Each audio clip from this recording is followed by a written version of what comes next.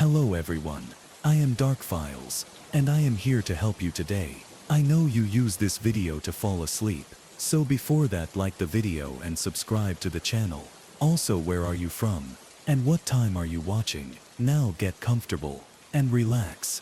I've lived in a lot of places, but I've never been anywhere that felt as wrong as this house. I should have known from the moment I pulled up the long winding driveway that something was off. It was one of those isolated rentals, the kind you find on an app, that promises peace and quiet in the middle of nowhere. It was cheap, almost suspiciously so, but I wasn't in a position to turn it down. I'd been working remotely for a while, and needed somewhere temporary, just a month or two while I figured out my next move. The listing described it as a charming countryside home, and in the photos, it had a kind of rustic charm, an old wooden porch, sprawling fields, and a thick tree line just beyond the backyard. But the moment I arrived, something about it made my stomach twist. Maybe it was the way the trees stood too still, their branches tangled into jagged shapes against the darkening sky. Maybe it was the silence, not the peaceful kind, but the kind that felt too empty, like the land itself was holding its breath. Or maybe it was just that gut feeling, that primal instinct whispering that something was wrong. But I ignored it. I was tired. I'd driven almost 6 hours straight, and my only priority was unpacking and getting some rest. The key was exactly where the owner said it would be, hidden under a loose brick on the porch. The wood groaned under my weight. As I stepped inside, the air smelled like dust and old wood, and the floorboards let out a deep, hollow creak with every step I took. The place was bigger than I expected. A long hallway stretched toward the back, leading to a kitchen and dining area, with a staircase curling up to the second floor. The furniture was old but well kept. A worn leather couch, a heavy wooden coffee table, bookshelves stacked with old hardcovers. I set my bags down and let out a long breath. It was fine, just an old house settling in the night. But that feeling in my gut wouldn't go away. The first night, I hardly slept. It wasn't because of noise. If anything, it was the opposite. The silence was too thick, too heavy, pressing in on me from all sides. I lay awake for hours, staring at the ceiling, listening, waiting for something. And at some point, I swear I heard it. A soft creak at the end of the hall. Not the kind of random sound a house makes when it shifts, but something intentional. The weight of a footstep pressing into old wood. I held my breath. The darkness outside my bedroom door felt too deep, like it was spilling into the room, stretching toward my bed. I gripped the covers and forced myself to listen, my pulse hammering in my ears. Nothing, just my own uneven breathing. It had to be my mind playing tricks on me. Eventually, exhaustion won. My body shut down before my brain could spiral any further, and I drifted into a restless sleep. The next morning, I forced myself to shake it off. It was a new place, a new environment. It was normal to feel unsettled at first. I spent the day exploring the property, walking the perimeter of the fenced-in yard. Beyond that, the land stretched out in rolling fields, meeting the tree line that bordered the property. The trees were dense, their trunks thick and gnarled. Something about them made me uneasy. It wasn't just the way they twisted together, their branches reaching like claws. It was the way they seemed to watch. I caught myself checking over my shoulder more than once, half expecting to see something between the trunks. But every time I turned, there was nothing, just trees and silence. That night, I locked the doors. I double-checked the windows. I even propped a chair under the front doorknob. I told myself it was just to be safe, but deep down I knew it was because I didn't feel alone here. And then, sometime past midnight, I woke up again. The sound was closer this time, a slow, deliberate creak, just outside my bedroom door. I stopped breathing. My body went rigid, every nerve on high alert. Then, another creak, and another. Soft, slow footsteps, moving past my room. I didn't move. I could. My brain was screaming at me to do something, to get up, to grab something heavy, to check the lock on my door. But my body refused to listen. I lay there, every muscle locked in place, as the footsteps reached the end of the hall, and stopped. Silence. I waited. Minutes passed, dragging on like hours. And then, A soft knock against the wall. Not the door. The wall. Right beside my bed. My breath hitched. I didn't move. I couldn't even think. My mind blacked out, like some primal part of me took over, overriding every logical thought. I squeezed my eyes shut, gripping the blanket so hard my knuckles ached. Nothing else happened. I stayed like that until morning light filtered through the curtains. And when I finally forced myself to check, the hallway was empty. Everything looked normal. But I knew what I heard. And I knew that last night, something had been standing right beside me. The next morning, I convinced myself it had been a dream. It had to be. It was the only explanation that made sense. I hadn't locked the door. If someone had actually been in my room, wouldn't they have come inside? Wouldn't they have done something? No, it was just a dream. But that didn't explain the feeling. The lingering weight of something standing beside my bed, just beyond my reach. The way my skin still crawled when I thought about it. I forced myself to go about my day. I worked from my laptop in the living room, occasionally glancing down the hall toward my bedroom. Nothing felt wrong. The daylight made it easier to shake the unease. By the time the sun set, I'd almost convinced myself that nothing had happened. And then the kitchen light flickered. It was small, barely noticeable, but enough to catch my attention. I frowned. It was an old house, so it wasn't strange for the wiring to be faulty. Still, something about it sent a small spike of dread up my spine. I got up, crossing the room to test the switch. The light flickered again. The air felt colder than it had before. I rubbed my arms, glancing toward the back door. The porch light was on, casting a dim glow over the steps, but the backyard beyond it was pitch black. The tree line loomed in the distance, swallowing the horizon in an endless tangle of dark shapes. I stared at it for a moment, and that was when I saw it. A figure, standing just beyond the porch. It was motionless, just outside the reach of the light. My stomach dropped. It wasn't moving. It wasn't even breathing. Just a dark silhouette, barely visible against the trees. I couldn't make out any features. No face, no defining shape, just an outline, watching. I took a step back, my breath catching in my throat. The figure tilted its head. I lunged for the back door, slamming the deadbolt into place. My hands were shaking. I turned off the kitchen light, pressing myself against the wall, listening. The silence was too thick. The only sound was the faint creak of the house settling, the distant whisper of wind through the trees. I didn't move. Minutes passed. Finally, I worked up the courage to peek through the window. The figure was gone. The yard was empty. I stayed up all night, curled up on the couch, waiting for something else to happen. But nothing did.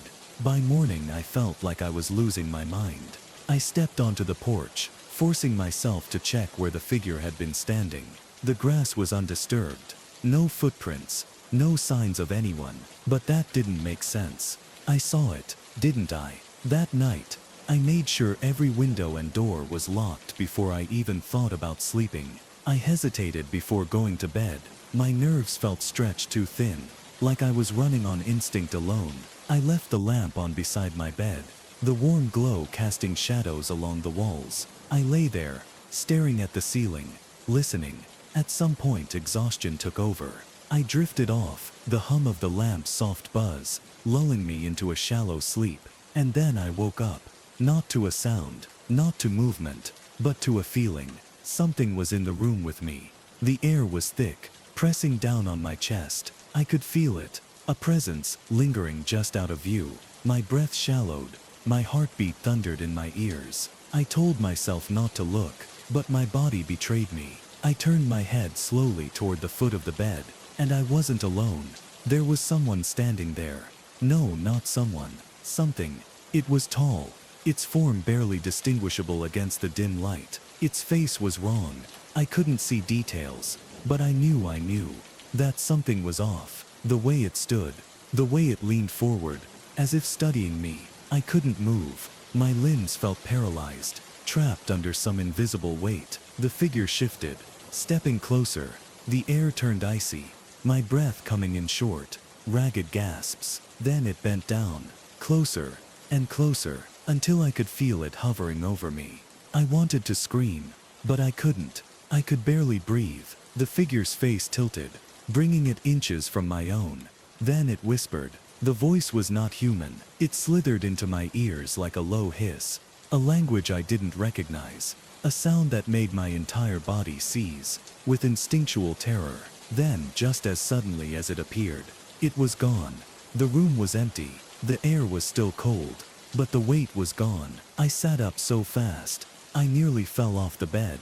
The lamp was still on. The door was still shut. Nothing had changed, but I could still feel it. The pressure, the whisper lingering in my ears, and the overwhelming inescapable feeling that whatever it was, it wasn't done with me yet. I didn't sleep after that. I couldn't. I sat in bed, my breath still shaky, my skin cold with sweat. My eyes flicked to every shadow in the room, every dark corner, every space where something could be watching, because I knew it had been real. The weight of it, the whisper, I could still feel it, lingering in the room like an after-image burned into my senses. But there was nothing, no sign that anything had been there at all. At some point, exhaustion won out. I stayed curled under the blankets, gripping them so tight my knuckles ached, until my body finally let go, dragging me into a restless, uneasy sleep. I woke up to the sound of rain. It was soft at first, barely a drizzle, tapping lightly against the window. But as I sat up, stretching my stiff limbs, it started to pick up. By the time I made it downstairs, it had turned into a downpour.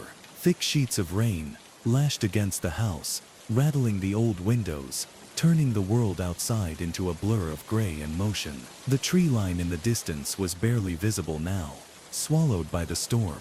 I tried to shake off the unease still clinging to me. It was morning. The sun had risen, even if it was hidden behind storm clouds. Everything felt more normal in the daylight. But I still locked the doors. I made coffee, setting my phone beside me on the counter. As I scrolled through the listing again, looking for something, anything I might have missed. The description was basic: charming countryside home, perfect for a quiet getaway. A historic property with modern amenities, surrounded by beautiful nature. Nothing about strange figures watching from the tree line. Nothing about something whispering in the dark.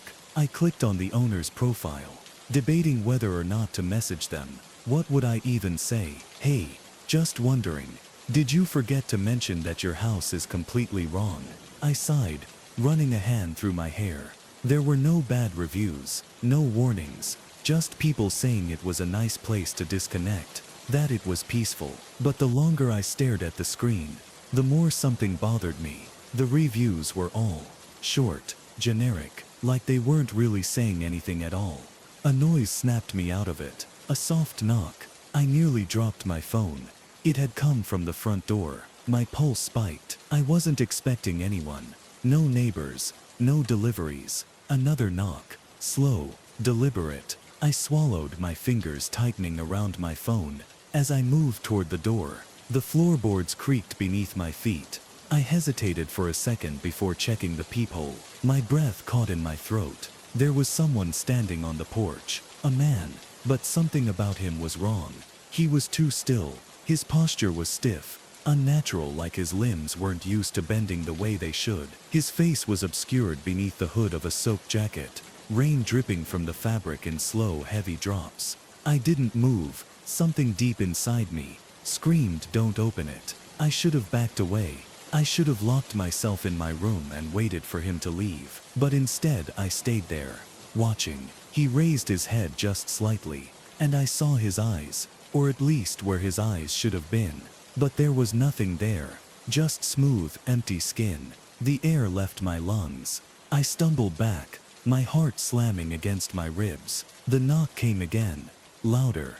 I grabbed the nearest thing I could, an old fire poker from the corner, and clutched it in my hands, my breath coming in sharp, shallow bursts. The knock didn't come again. Silence. And then, after what felt like forever, the doorknob turned. I backed up so fast I nearly tripped, slamming against the wall. The lock held. The knob rattled, the wood creaking under the weight of something pressing against the door. Then, just as suddenly as it started, it stopped. I stood there frozen, for what felt like hours. my fingers locked in a white-knuckle grip around the fire poker. Finally, when I was sure he was gone, I forced myself to check the peephole again. The porch was empty, but the footsteps in the mud leading away from the door, they weren't human. I didn't leave the house for the rest of the day. I didn't even go near the windows. I stayed in the living room, my back pressed against the couch, clutching my phone as I tried to convince myself to call someone. But who? The owner. What would I say? Hey, so, I think something just tried to get into your house, and I don't think it was human. No, they wouldn't believe me. Nobody would. I barely believed myself. The rain lasted until evening. When it finally slowed, the air outside felt too still, like the world was waiting for something to happen. I sat at the kitchen table, my body still tense, my eyes on the back door. I hadn't gone near it since last night, and I wasn't planning to. Not until I had no other choice. But then, just as I started to convince myself that maybe, this was all in my head, the lights flickered, once, twice, then went out completely. The house was plunged into darkness, and in the silence that followed, I heard something move, not inside, not outside, but from above me, from the ceiling, from the attic. I didn't want to look. Every instinct in my body told me not to, but I had to. I tilted my head back, staring up at the ceiling, my pulse hammering in my ears. The attic door was just above me, a simple wooden hatch with a pull-down ladder. It was closed, but I had heard something, a shift, a creak, the unmistakable weight of something moving above me. My mouth had gone dry. I stood there frozen in place, my breath coming in short, uneven bursts. The lights were still out, the only illumination coming from the dim glow of my phone screen. The house was completely silent, but that was wrong, because I wasn't alone. I could feel it, the weight of something just beyond my reach, watching, waiting. The attic was never mentioned in the listing. I hadn't even thought about it until now. The moment stretched, thick with tension. Then, something shifted, a soft, deliberate sound, directly above me. My stomach twisted into knots. I took a slow step back, my hands trembling as I gripped my phone tighter. The fire poker was still clutched in my other hand, but I felt ridiculous holding it. Because I knew that if something came down from that attic, a rusty piece of iron wouldn't do a damn thing. Another creak. I moved toward the front door, my body tense, every muscle screaming at me to run.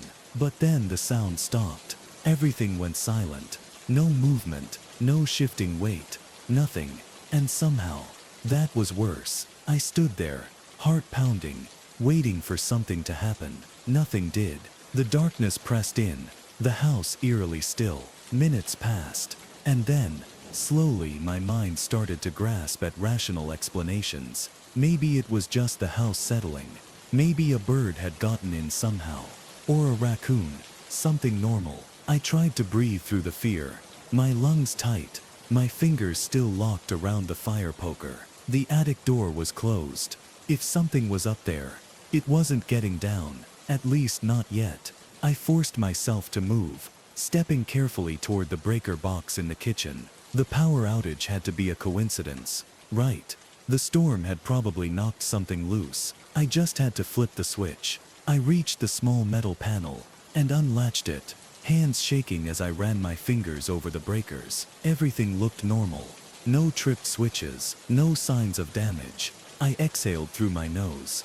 I didn't like that. I flipped the main breaker off and back on. The house stayed dark. I swallowed hard.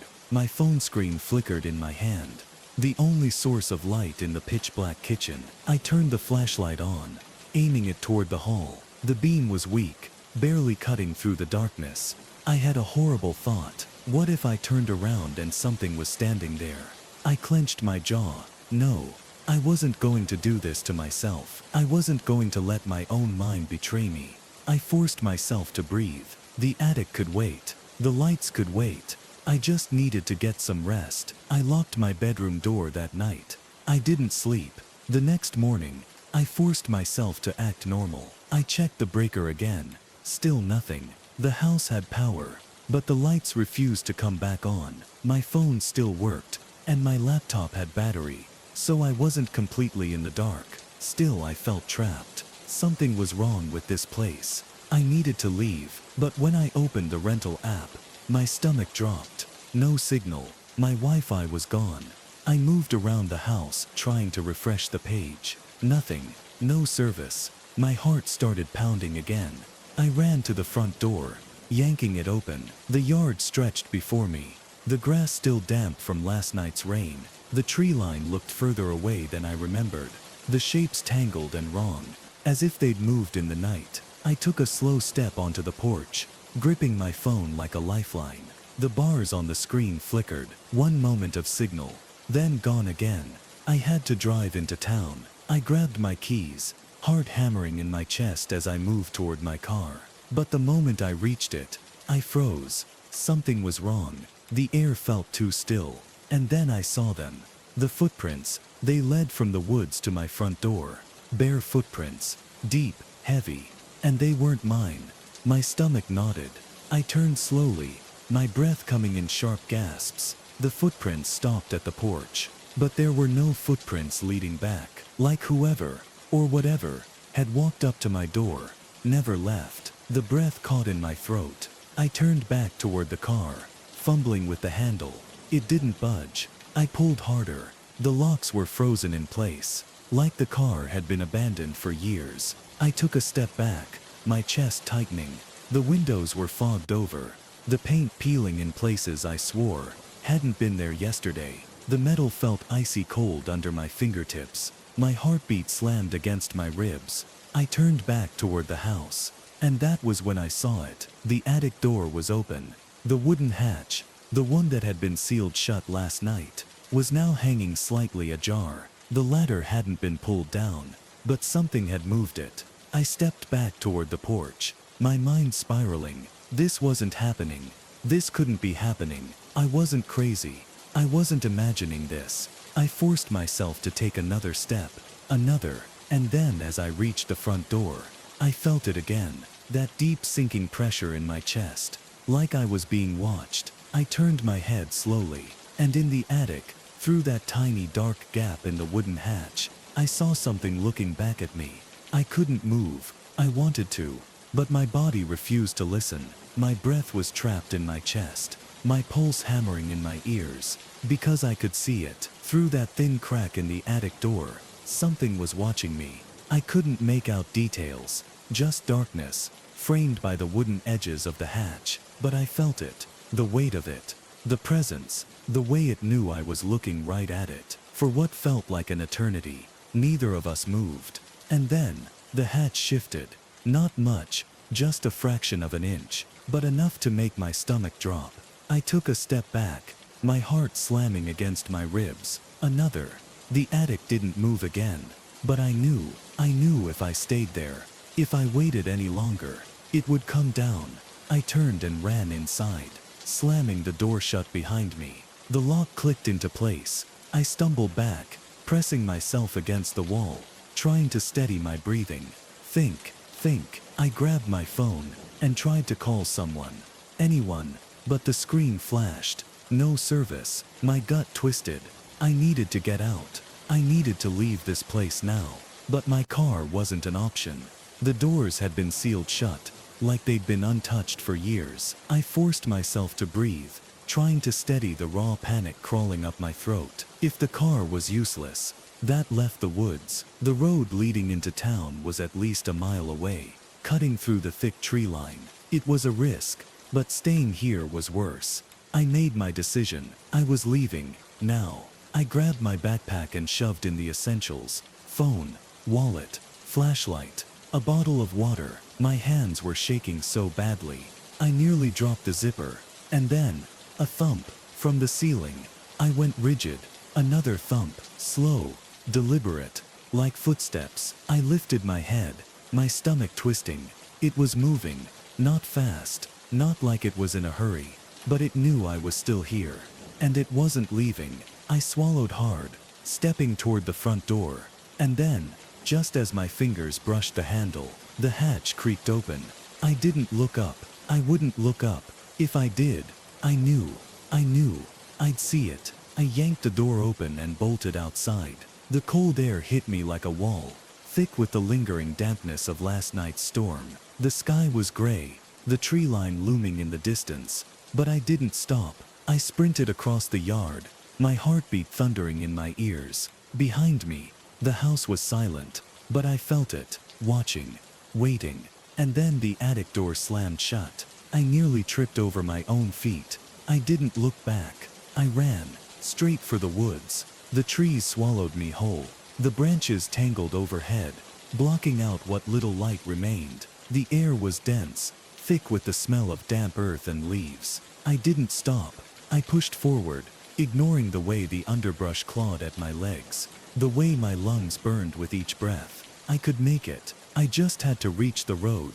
And then, the silence changed. I didn't hear it at first, too focused on moving forward. But slowly, the realization settled in. The forest was too quiet. No wind, no rustling leaves, no distant birds, just stillness, like the trees themselves were holding their breath. My steps slowed, and that was when I heard it. A sound that didn't belong. A second pair of footsteps behind me, matching my pace. My stomach clenched. I kept walking. So did they. I quickened my pace. So did they. I broke into a run. The footsteps followed. They weren't close. Not yet. But they weren't far. Either. Somewhere just beyond the trees. Something was keeping pace with me. I didn't look back. I didn't want to see it. I just ran. Branches snapped around me.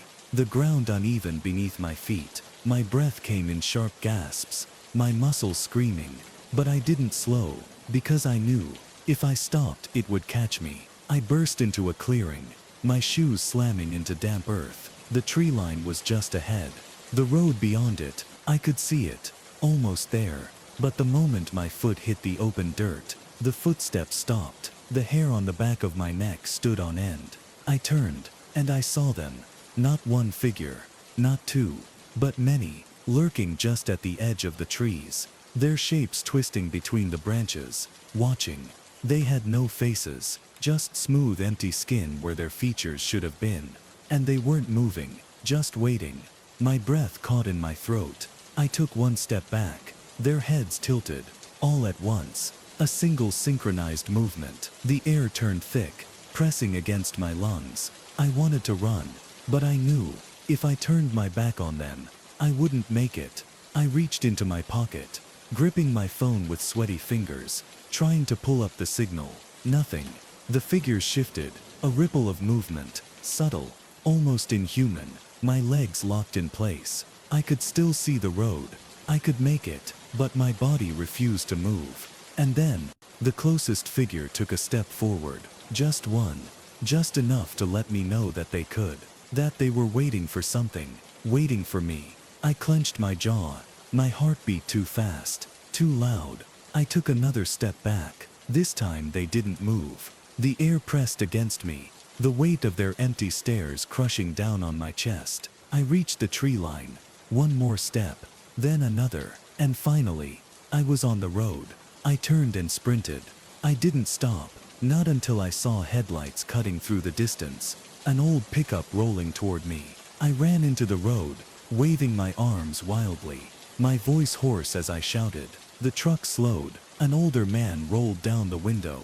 His brow furrowed. "You all right?" he asked. I turned panting, pointing toward the woods, but the figures were gone. Just empty trees. Nothing else. The man followed my gaze, then looked back at me. I could see the concern in his eyes, the way he was deciding whether or not to trust me. Finally, he sighed. "Come on," he muttered. "I'll take you to town."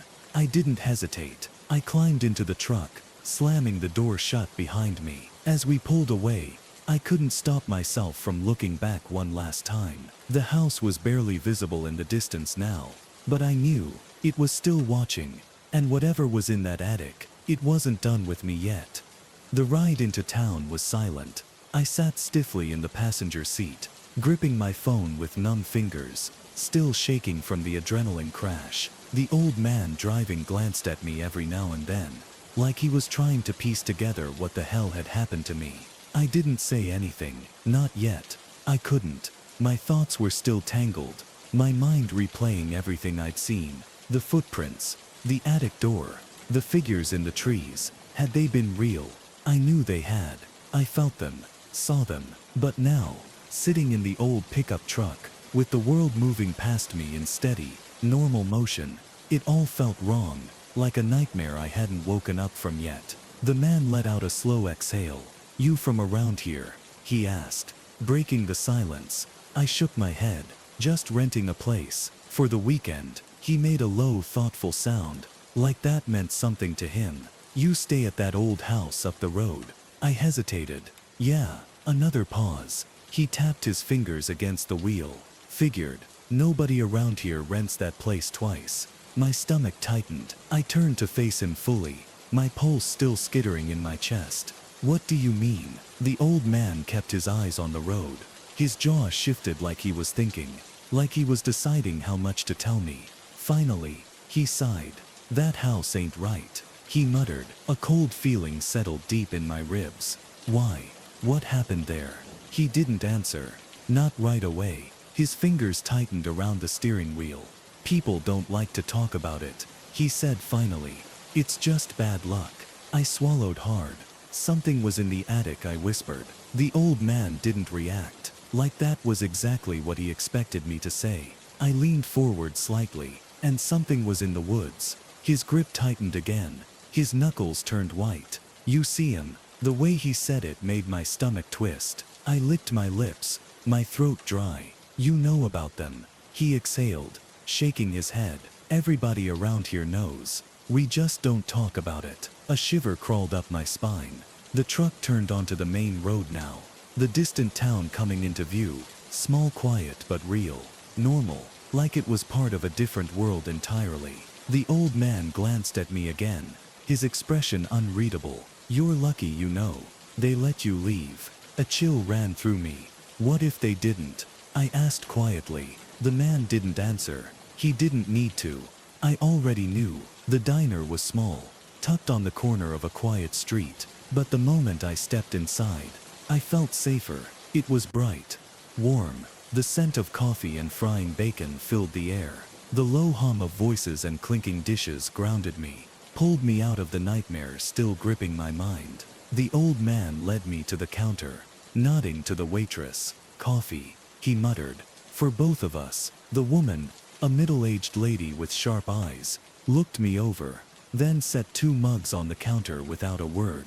I wrapped my hands around the ceramic, letting the warmth seep into my frozen fingers. I didn't know where to start, but I needed answers. I turned to the old man.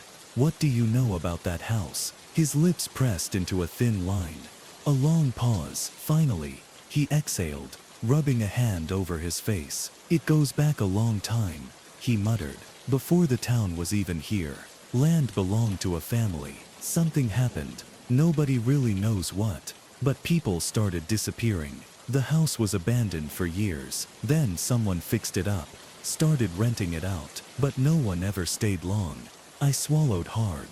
"What about the attic?" The old man hesitated again, but this time, he looked troubled. "That attic ain't empty," he murmured. "Never was. Whatever's in there, it don't leave." I felt something heavy settle in my stomach. "What is it?" I asked. The man met my eyes, and for the first time I saw fear there. "We don't know," he admitted. "Nobody does. Folks who've gone up there either don't come back, or they leave different." I exhaled slowly, my skin crawling. The waitress poured more coffee into my cup. I barely noticed. My mind was stuck on the thing I'd seen in the attic. The thing that had been watching me. It had been waiting, and I had run. But the figures in the woods, they had let me go. That thought bothered me the most. Like they had been testing something, waiting to see what I would do. I took a shaky sip of coffee. "What happens now?" I asked. The old man shrugged. "You go home. You don't look back." I frowned. "And the house?" He sighed, rubbing his temple. "It stays there, like it always has." I looked down at my hands, gripping the mug so tightly. My knuckles ached. I had gotten out, but the house was still there, waiting. I stayed in town for a few hours. I wasn't ready to go home yet. Not after everything I had seen. I booked a motel for the night, telling myself I just needed some sleep, a real bed, walls that weren't filled with something watching me. But that night, as I lay in bed, staring at the dark ceiling, I couldn't shake the feeling that I had left something unfinished, like the house still had a hold on me. I dreamt of the attic, of the open hatch, of the thing inside, watching me leave. I woke up in a cold sweat, the sheets twisted around me, my heart still racing. I knew this wasn't over. Not yet. I didn't go back. Not for weeks. I told myself I was done with that place. I had escaped. I had survived. And that was enough. I didn't need answers, but the dreams didn't stop. Every night, I was back there, the house looming in the dark, its windows staring like empty eyes, the attic door hanging open, the shadows inside, shifting, watching. I'd wake up gasping for breath, drenched in sweat, my heart pounding like I had just run for my life. At first I told myself it was just trauma, a reaction to what had happened. But then the dream started changing. The attic wasn't just watching me anymore. It was calling me back, and I wanted to go. That was the part that scared me the most. I lasted almost a month before I gave in. I don't know what finally broke me. Maybe it was exhaustion. Maybe it was the fact that I never stopped thinking about it. Maybe it was the feeling that I had left something behind. Whatever it was, I found myself back in my car, staring down the long, empty road that led to that house. The sky was overcast, thick gray clouds hanging low. The trees lining the road felt taller, like they had grown in the time I had been gone. My hands were sweating against the wheel. I didn't know what I was expecting. Maybe that the house would be gone, burned down, collapsed, something to prove that what had happened there was over. But when I reached the driveway, the house was exactly the same, silent, waiting. I killed the engine and sat there, gripping the wheel, my pulse pounding in my ears. I didn't want to go inside. I had to. I stepped out of the car, the gravel crunching beneath my boots. The air was thick, heavy with a storm that hadn't started yet. I walked up the porch steps, my hand hovered over the doorknob. I wasn't sure if I was hoping it would be locked or open. I turned it, it creaked, and just like that, I was back inside. The house smelled the same. Damp wood, dust, something deeper, something wrong, hiding just beneath the surface. I swallowed hard. The lights were still out. The air inside was stale, like it hadn't been disturbed since the day I ran. But I knew that wasn't true. Something had been here. Maybe it still was. I forced myself forward, my footsteps too loud in the silence. The walls felt closer, the hallways narrower. Everything about the house felt off, like it was watching me from the inside out. I stepped into the living room, stopped. The ladder was down, leading up to the attic. My breath caught in my throat. I hadn't touched it. No one should have. But there it was, waiting. I should have left. I should have turned around, walked right back out that door, and never looked back. But I didn't, because I knew, if I left now, I would never stop thinking about it, never stop wondering. And maybe that was the plan all along. I took a step forward, then another. The floorboards creaked beneath my weight, the sound swallowed by the heavy silence. I reached the base of the ladder, looked up. The attic was dark, a black hole in the ceiling, waiting to swallow me whole. I gripped the ladder's sides, my fingers trembling, and then slowly, I climbed. The attic smelled like dust and rot. The air was thick, stale, as if it had been trapped for centuries. My flashlight beam cut through the dark, sweeping across old trunks, broken furniture, forgotten things. But there was something else, something wrong. I could feel it. I stepped forward, the wooden floor groaning beneath me. The attic stretched out in every direction, bigger than I remembered. I swallowed hard, forcing myself to keep moving. Then, I saw it, in the farthest corner, half buried under dust. A mirror. It was massive, leaning against the wall. Its glass so dark, it looked like a window into something else entirely. My stomach twisted, because I could see my reflection. But I wasn't moving. I wasn't moving, but my reflection was. I stared, my pulse hammering in my throat. I lifted my hand. The reflection didn't. It just stood there staring back at me. The same shape, the same face. But it wasn't me. The air in the attic felt thicker, pressing against my chest, making it harder to breathe. I took a step back. So did it. But not at the same time. A second too late. Like it was pretending to mimic me. I swallowed hard, my throat dry. The attic felt smaller, the shadows pressing in around me. I should have left. I should have turned around, climbed down the ladder, and gotten the hell out of that house. But I didn't, because I saw something else, something moving, behind my reflection. It was subtle at first, a shift, a flicker of motion in the deep black glass, like something just out of view, hiding in the dark. But I knew it was there, and it knew I could see it. My hands clenched into fists. I forced myself to breathe, to stay still, even as my body screamed at me to run. The thing in the mirror, behind me, moved again, slowly, a shadow peeling itself from the darkness, unfurling into something wrong. My reflection stayed still, watching, almost like it was waiting. For what? For me to turn around. I couldn't. I wouldn't. Somewhere deep in my bones, I knew, if I turned around, I wouldn't like what I saw. And worse, it would know it had me. The attic felt colder.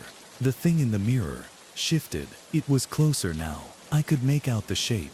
Long limbs, too thin, too stretched. Fingers that didn't end where they should. It wasn't a person. It had never been a person. My heartbeat slammed against my ribs. I stepped back. My reflection stayed still.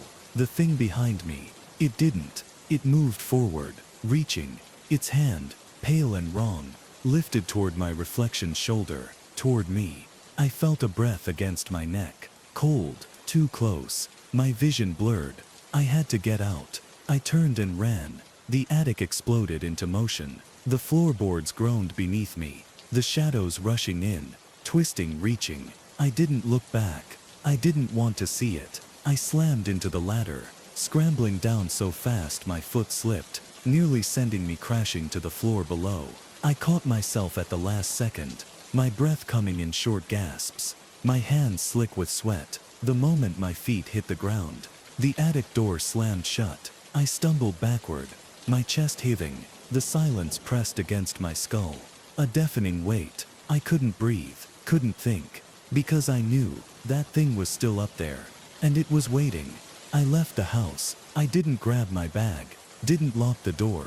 I just ran, into the trees. Away. My legs ached, my lungs burned, but I didn't stop. I didn't look back. Not once, not until I reached the road, my body shaking, my stomach twisting into a tight, painful knot. I turned. The house was barely visible between the trees, but I could see it, the attic window, the darkness inside, and something standing there, watching me leave. I didn't stop running until I saw headlights. An old truck was coming down the road, its tires kicking up dust. I stumbled into the street, waving my arms, my breath coming in sharp, uneven gasps. The truck slowed, then stopped a few feet in front of me. The driver's door opened, and the old man from before stepped out. He took one look at me, sweating, shaking, pale as death, and let out a sigh. "You went back, didn't you?" I couldn't speak. I just nodded. The man muttered something under his breath, rubbing a hand over his face. Then he jerked his head toward the passenger seat. "Get in." The ride back into town was quiet. My hands wouldn't stop shaking. I kept looking out the window, expecting to see something in the trees, something following. But the woods were still, too still, like they were waiting. The old man glanced at me. "What you see?" I swallowed hard. "The attic," I whispered. He sighed again, like that was the only answer he expected. I turned to him. "What is it?" The man's grip on the steering wheel tightened. "We don't know," he muttered, "and we don't want to know." I frowned. "But it's Hayek cut me off. "It's not our business." His voice was firm, but I heard the undercurrent of fear beneath it. I hesitated. "You've seen it before, haven't you?" The man didn't answer, but his knuckles went white against the wheel. That was enough. The diner was still open when we got into town. The old man parked out front and turned to me. "You're not going back there," he said. It wasn't a question. I nodded. Good. I climbed out of the truck, my legs wobbly, my head still spinning. The man leaned out the window. You sleep here tonight, he said. Motel down the block's got open rooms. And when you wake up, you get the hell out of town. I swallowed hard. Okay, but even as I said it, I wasn't sure I could, because something about that house wasn't finished with me yet. And I knew it. I checked into the motel. It was a tiny rundown place, but it felt safe, felt normal. I locked the door, bolted it. I sat on the bed, trying to slow my breathing, but my mind wouldn't stop. I kept seeing the attic, the mirror, the thing inside it, and the worst part, the feeling that I hadn't escaped. Not really. I barely slept. Every time I closed my eyes, I saw it, standing just beyond the glass, watching me, waiting. By morning, my hands were shaking, my skin clammy with cold sweat. I had to get out. I packed my bag, threw on my jacket, and went to the front desk to check out. The clerk barely looked at me. I was halfway out the door when I heard it. A voice, familiar, too familiar, too familiar. You went back, didn't you?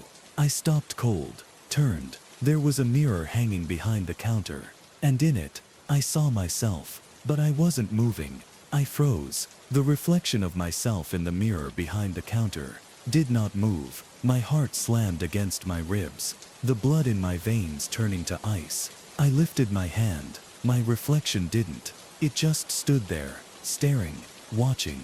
I sucked in a shaky breath. No, no, no, no. I took a slow step back, and finally, it moved. But not right, not natural, like something lagging behind, pretending to be me. The motel clerk glanced up from the desk. You okay? I forced my mouth to move, forced the words out. Yeah, I croaked. Then I turned, pushing through the door into the cold morning air. But even as I walked to my car, I could still feel it, watching me. I drove, fast, didn't stop for gas, didn't stop for food. I just needed to get away. But no matter how far I went, I couldn't shake it. The feeling that something had come with me. I checked the mirrors too often, waiting to see something behind me, something inside them. The first time it happened, I was in my apartment. It was late. I was exhausted. I just wanted to sleep.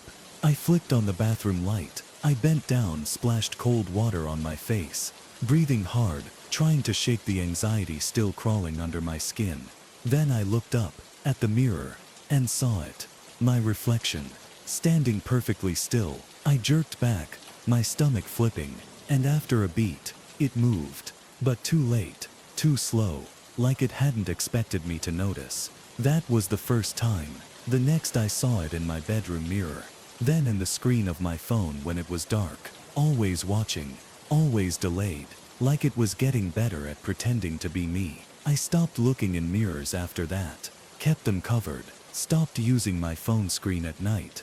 I told myself, if I ignored it, if I never looked at it again, maybe it would go away. But deep down I knew it wouldn't, because whatever was in that attic, I hadn't escaped it. I had brought it home, and it was waiting. For what? I don't know. But one of these nights, I think it's going to stop pretending. And when it does, I don't think I'll be the one looking out from the other side of the glass anymore. It started as a rumor. One of those stories passed around at bonfires, whispered in dark basements, repeated in small towns where nothing ever seems to happen, except when it does. A road that doesn't lead anywhere. People take the turn, but they never seem to reach the other side. Locals call it the empty mile. I first heard about it when I was 17. A few older kids were drinking by the lake, swapping stories about the strangest things they'd ever heard. Someone mentioned the woman in the field. Someone else talked about the house with no doors. Then a guy named Eric leaned forward, his face half lit by the fire. You ever heard about the empty mile? We all shook our heads. Eric smirked. It's a stretch of road just outside of town. You take it, and you never make it through. Some say it loops forever. Others say you end up somewhere else, somewhere you don't belong. I felt a chill crawl up my spine. Where is it? I asked. His smirk faded. No one knows exactly, he admitted. It only shows up for certain people. You don't find it, It finds you. I laughed, shaking my head. That's bullshit. Eric just shrugged. Maybe. But the way he said it, it stuck with me. Years passed, and I forgot about it. I moved out of town, got a job, got busy with life. Then last summer, I had to go back. My mom had gotten sick. I took some time off work and drove the long, familiar roads, feeling a strange nostalgia settle over me. Nothing had changed. Same empty gas stations, same rundown diner, same long, lonely highways, stretching into the trees. And then it happened. I missed my turn. I could have sworn I knew the way home. I'd driven it dozens of times, but I took a wrong road somewhere. And suddenly, I was on a road I didn't recognize. A long, empty stretch of cracked pavement. No signs, no houses, just endless trees, pressing close on either side. I checked my phone. No signal. A cold, creeping feeling curled around my gut. I knew where I was. I was on the empty mile. At first I tried to rationalize it. Maybe I just took a bad back road. Maybe my phone was just losing service because of the trees. I slowed down, scanning the road for any landmarks. Nothing. Just the same twisted branches, reaching overhead like skeletal fingers. I kept driving. 5 minutes. Then 10. Then 20. And the road never changed. No turns, no driveways. Just the same cracked pavement, stretching forever. I felt my stomach tighten. I turned on the radio, hoping for some music, some static, something. But the speakers only whispered with empty silence. I don't know how long I drove, but at some point, I saw it. A figure standing in the middle of the road. I hit the brakes, my heart slamming against my ribs. The figure didn't move. At first I thought it was a man, but as my headlights washed over it, I realized it was wrong. Its limbs were too long, its head tilted at an unnatural angle, and its face, I couldn't see its face, just emptiness, like a shadow that had stepped out of the trees, taking on the vague shape of a person. I didn't breathe, didn't blink. Then, it twitched, and in a blink, it was closer. I slammed the car into reverse. Tires screeched against the pavement, my breath coming in sharp, shallow gasps. The figure just stood there, watching. I didn't dare look away. I kept my foot on the gas, my pulse hammering in my throat. But the road never changed. I looked in the rearview mirror, and my stomach dropped, because the road behind me looked exactly the same. I should have backed into trees by now. But I didn't. I was still driving, still moving. And the figure, it was closer. I couldn't breathe. The road stretched behind me forever. But I wasn't getting anywhere. And the figure, it was closer. No sound, no movement. Just there, waiting. I slammed the car into drive, floored it. The tires screeched as I shot forward, headlights carving through the darkness. The figure didn't move, not at first. Then, it twitched, and suddenly, it was gone. I barely had time to react before I saw it again, standing on the side of the road, facing me this time. I gripped the wheel, trying not to scream. I could feel its eyes, even though it had none. It was watching. I sped up, faster, faster, faster. But no matter how far I drove, no matter how fast I went, the road never ended, the trees never changed, and the figure never left. I don't know how long I drove, but at some point, I saw something new. A gas station. It appeared out of nowhere, its neon sign buzzing dimly against the dark. I didn't care if it looked abandoned, didn't care if it didn't make sense. I just needed to be somewhere else. I swerved into the lot, tires skidding on the pavement. The place looked like it had been abandoned for decades, but the front door was wide open, like it was waiting for me. I hesitated. Every inch of my body screamed, "Don't go in." But when I turned to look back at the road, the figure was there, standing just beyond the gas station lot, not moving, not breathing, just watching. I had no choice. I grabbed my phone, my hands slick with sweat. Still no signal. I muttered a curse under my breath, then stepped toward the open door. The air inside was heavy, like it hadn't moved in years. The shelves were still stocked. Canes, dusty bags of chips, expired candy. The lights buzzed dimly overhead, flickering, Somehow the place still had power. I took a shaky breath. Hello? My voice sounded too loud. I stepped forward, glancing toward the back counter. There was a register, a pack of cigarettes, a cup of black coffee, steaming slightly, like someone had just been here. Then I heard it. A footstep, slow, deliberate, from the back room. I swallowed hard, every nerve in my body on fire. I should have run. I should have left. But then, a voice, low, rough, like it hadn't spoken in a long time. You're on the wrong road. I froze. The voice came from behind the back door, half hidden behind a plastic curtain. I couldn't see anyone, but they were there, just out of sight. You need to leave, the voice said again. I forced myself to speak. I can't, I whispered. I've been driving for miles. I don't know how to get out. A long pause. Then, if you stay here, you never will. My stomach nodded. Who are you? I asked. The silence stretched. Then, a sound, not a voice, something deep, something inhuman. The lights overhead flickered, and then I felt it. Something behind me, standing just beyond the open door. Not inside, not outside, somewhere in between, waiting. I turned, and the figure was there, closer than before. I didn't breathe, didn't move. The figure stood just outside the gas station, not in the shadows, not far off the road, but right there. Its body was wrong.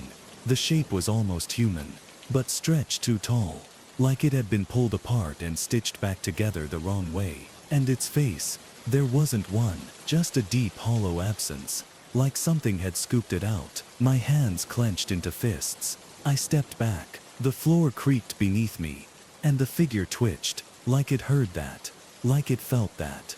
I bit down hard on my lip. It wasn't moving toward me. Not yet, just waiting, like it knew something I didn't, like it had all the time in the world. The voice from the back room spoke again, low, rough, like it was fighting to get the words out. You can't let it touch you. I swallowed hard. What is it? Silence. Then, quietly, not from here. A chill crawled down my spine. I didn't understand, didn't want to understand. I turned back to the open door. The figure hadn't moved, not an inch, but I could feel something shifting, something beneath the surface, like the space between us was getting smaller, like it was collapsing in. I took another step back, and the figure twitched, its head tilted, like it was listening. Then, the lights overhead flickered, and in that split second of darkness, the figure was closer. I felt it, the weight of it in the room. The air grew thick, harder to breathe. I backed up fast, slamming into the counter. My hand knocked over the steaming cup of coffee, sending it crashing to the floor. The sound shattered through the silence, and suddenly, everything moved at once. The back door burst open.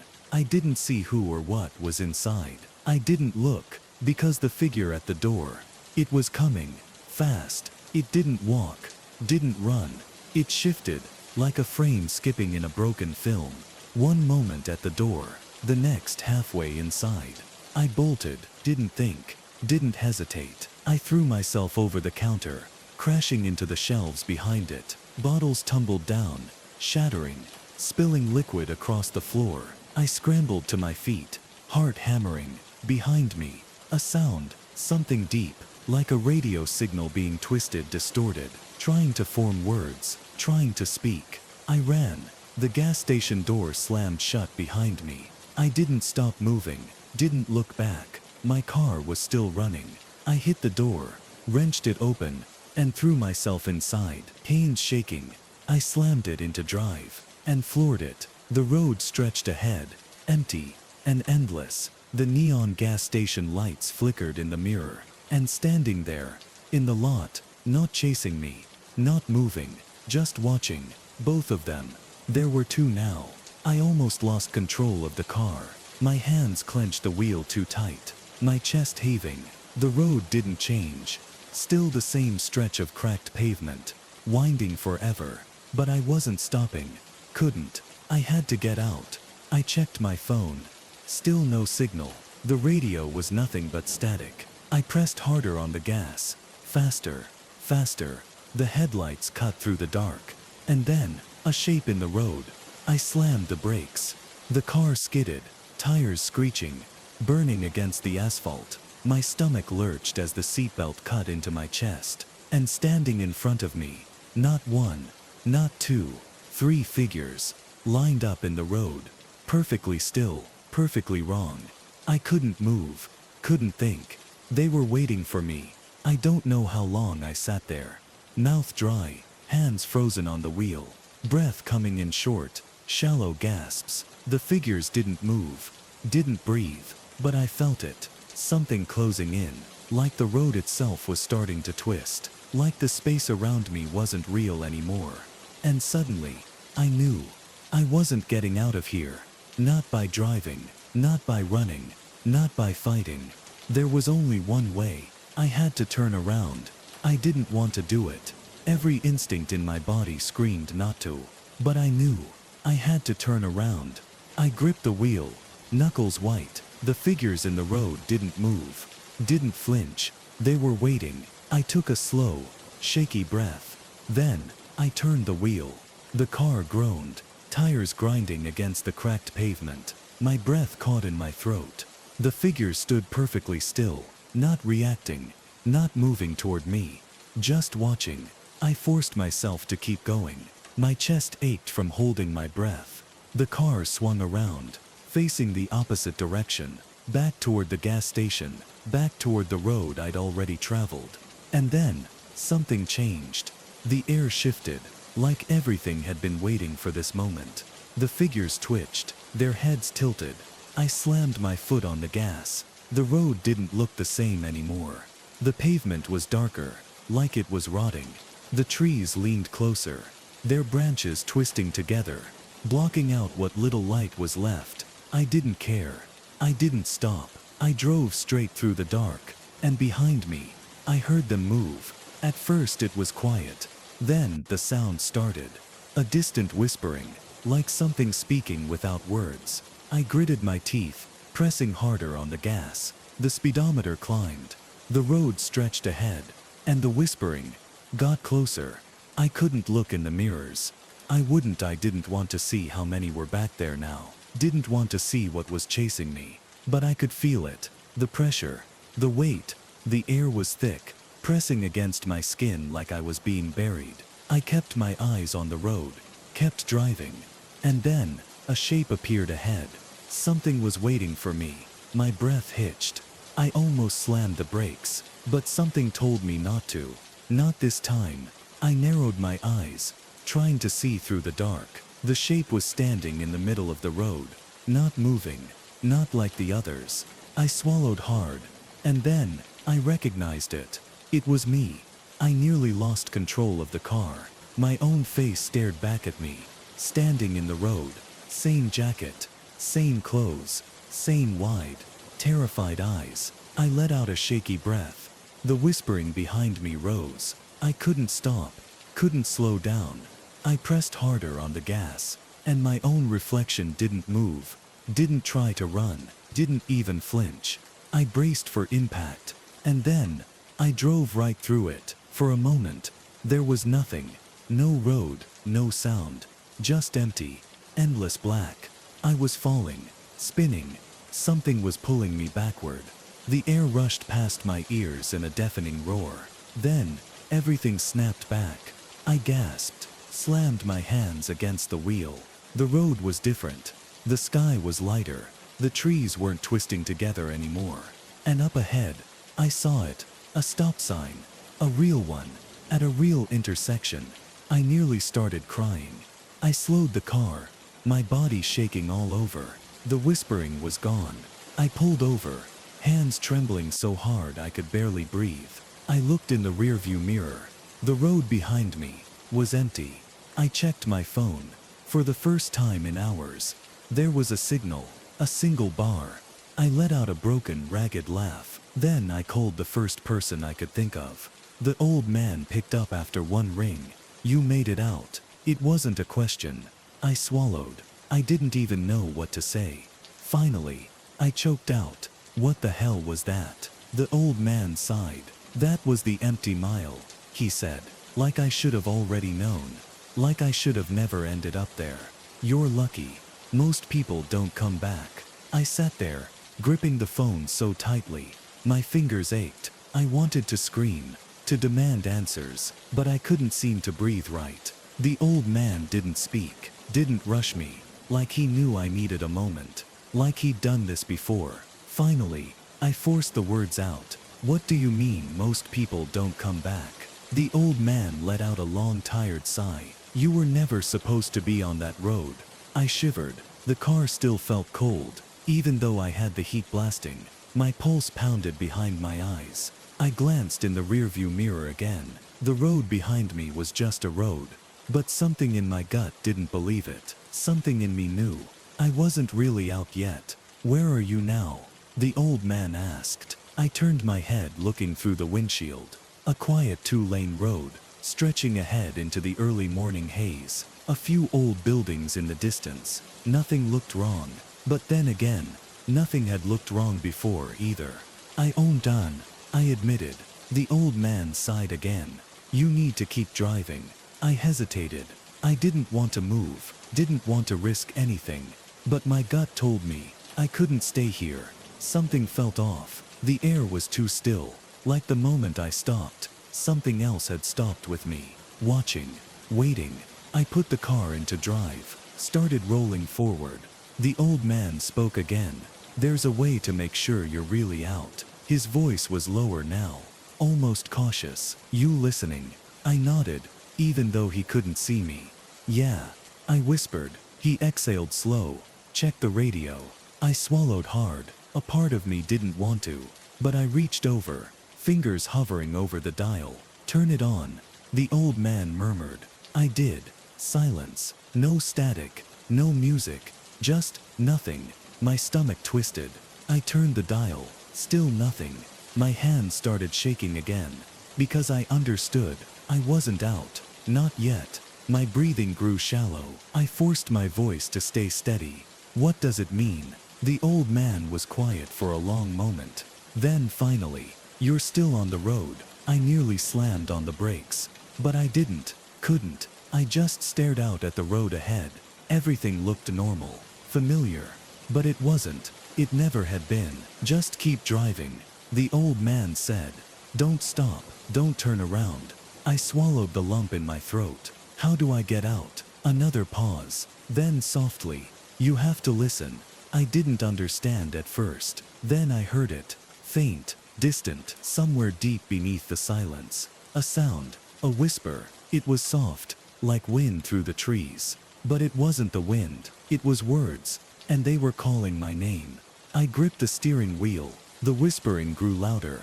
It was coming from everywhere. The road, the trees, the sky itself, like the whole world was telling me something. And suddenly, I understood. I wasn't supposed to hear this, wasn't supposed to be here. I was caught between places, trapped somewhere I didn't belong. And the only way out was to listen to what it was telling me. I forced myself to focus, to listen closely. The whispering shifted, became clearer. And then, I finally heard the words. Soft, urgent. Don't miss the next turn. The words echoed in my head. Don't miss the next turn. I tightened my grip on the wheel, eyes locked on the road. There was nothing ahead, just cracked pavement, stretching into the distance. I swallowed hard. How do I know which turn? The old man's voice was flat. You'll know. The whispering hadn't stopped. If anything, it was getting louder, rising and falling in waves, like a warning, like something was closing in. I pressed harder on the gas. The speedometer climbed, but the whispers kept up. I was running out of time. And then, I saw it. Up ahead. A road. Not just any road. One that shouldn't be there. I knew this stretch of highway. There had never been a left turn. Not in all the years I'd driven it. But now, there it was. A narrow strip of asphalt, cutting into the trees. I didn't hesitate. Didn't think. I yanked the wheel. And turned. The instant I did, the whispering stopped, like the whole world had been holding its breath. My stomach lurched as the car hit the turn too fast. Tires skidded. The back fishtailed. For a second I thought I'd lose control. But then, everything snapped back. The wheels caught, and I was moving forward, fast, down a road that shouldn't exist. The first thing I noticed, the sky was different, darker, not night, not day, something in between, a deep hazy blue-gray, like a storm was about to break. The trees were wrong too, not just twisted, but leaning inward, like they were watching me, like they knew I wasn't supposed to be here.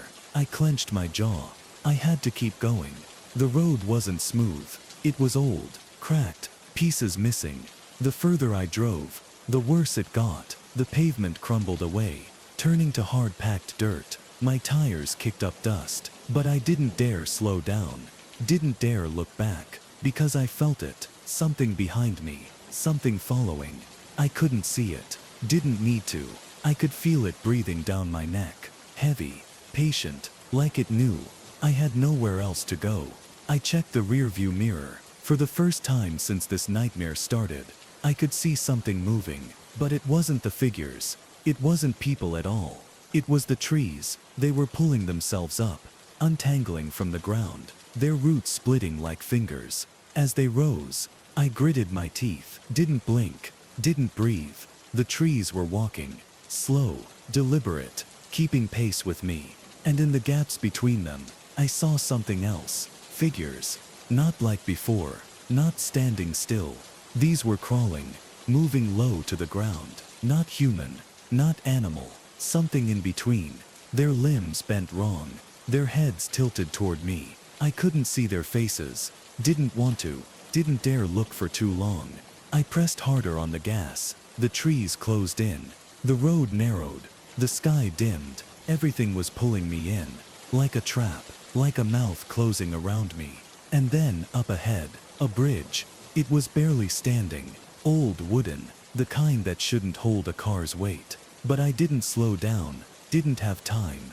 The road was collapsing behind me. I had to keep moving, had to take the chance. I hit the bridge going 70. The second my tires touched the wood, it groaned, splintered.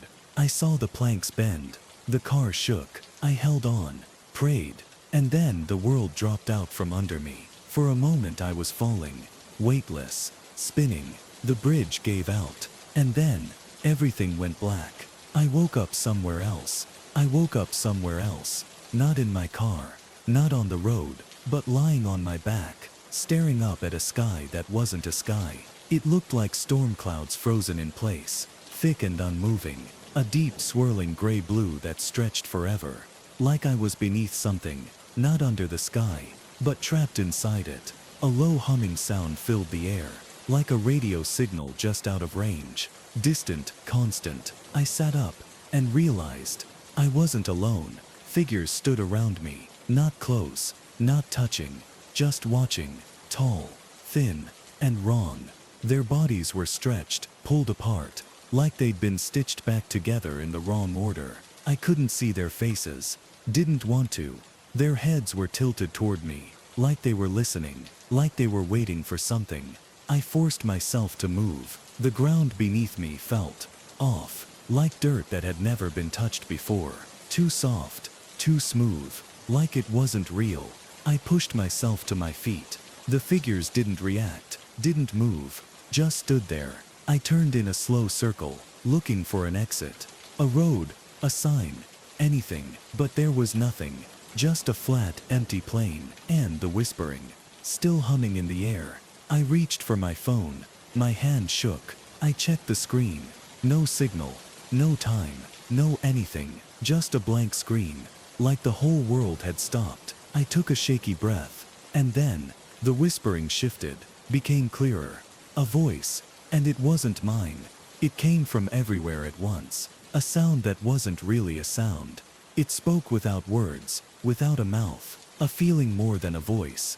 A message carved directly into my mind. You were never meant to leave. I felt everything drop. My stomach twisted. My hands went numb. I swallowed hard, tried to speak, but I couldn't. I didn't know what to say. Didn't know how to fight this. Didn't know if I even could. The figures took a step closer, one step perfectly in sync. No sound, no hesitation, just closing the space between us. I backed up fast, My foot sank into the ground, like the earth was softening, like it was trying to swallow me. The whispering grew louder. The figures took another step. I could feel it now. They weren't just watching. They were waiting for me to break. I turned, started running. Didn't think, didn't plan, just moved. The ground beneath me felt wrong. It didn't give way, but it didn't hold steady either, like running on something that wasn't finished being built. But I didn't stop, couldn't. I had to get away. The whispering rose. The figures moved faster, still silent, still gliding, not running, not chasing, just closing the gap. I felt something tighten in my chest, a pressure, like something was pressing against my ribs, holding me in place. I fought it, kept pushing forward, and then, ahead of me, I saw it. A road. It was different, not the road I'd come from, not the twisting black pavement that had dragged me here. This was new, brighter, more real, like a memory, flickering in and out. I ran harder. My breath burned in my throat. The figures moved faster behind me. The pressure built. I could feel it. The weight of this place trying to pull me back in, trying to keep me here. I wasn't supposed to leave, but I didn't care. I threw myself forward, toward the road, toward the only way out. And then, I jumped. Everything collapsed. The world snapped, like a rubber band stretched too far. A soundless explosion of air. And then, I was falling. I gasped, choking on my own breath. The pressure was gone. The weight was gone. I blinked. My hands gripped something solid. My car, my steering wheel. I was sitting behind the wheel, the engine idling. The sky was bright. The world was real. And the road in front of me was normal. I sat there, shaking, hands gripping the wheel like a lifeline, breathing in ragged gulps. I was back. I was here. But for the rest of my life, I would never know how close I'd come to staying there forever. I sat there, gripping the wheel, my breath coming in ragged gasps. Everything was quiet now. Too quiet, like the world was holding its breath. I could still feel the echo of that place in my bones. The weight of it, the way it didn't want to let me go. But I was here. I was back. The road in front of me stretched ahead. Normal again. No impossible turns. No figures standing in the dark. Just pavement leading toward a town that finally looked real. I checked the time. My stomach twisted. The screen was blank. A wave of nausea rolled through me. I pressed the button to turn my phone off. Then on again. Nothing. No signal. No time. Like it had never existed. Like I'd left something behind in that place. Or worse, something had followed me back. I wiped a shaky hand over my face. I had to move, had to get away from here. I put the car in drive and started forward, slow at first, then faster. I didn't dare look in the rearview mirror, didn't want to see if the road behind me was still real, didn't want to know if something was watching. The town appeared in the distance, small, familiar, like I'd seen it 100 times before. Only, I hadn't. Not this town. Not this version of it. Something in my gut told me I was still not where I was supposed to be. The old man's voice echoed in my head. You were never meant to leave. I swallowed hard. What if I hadn't? What if this wasn't real?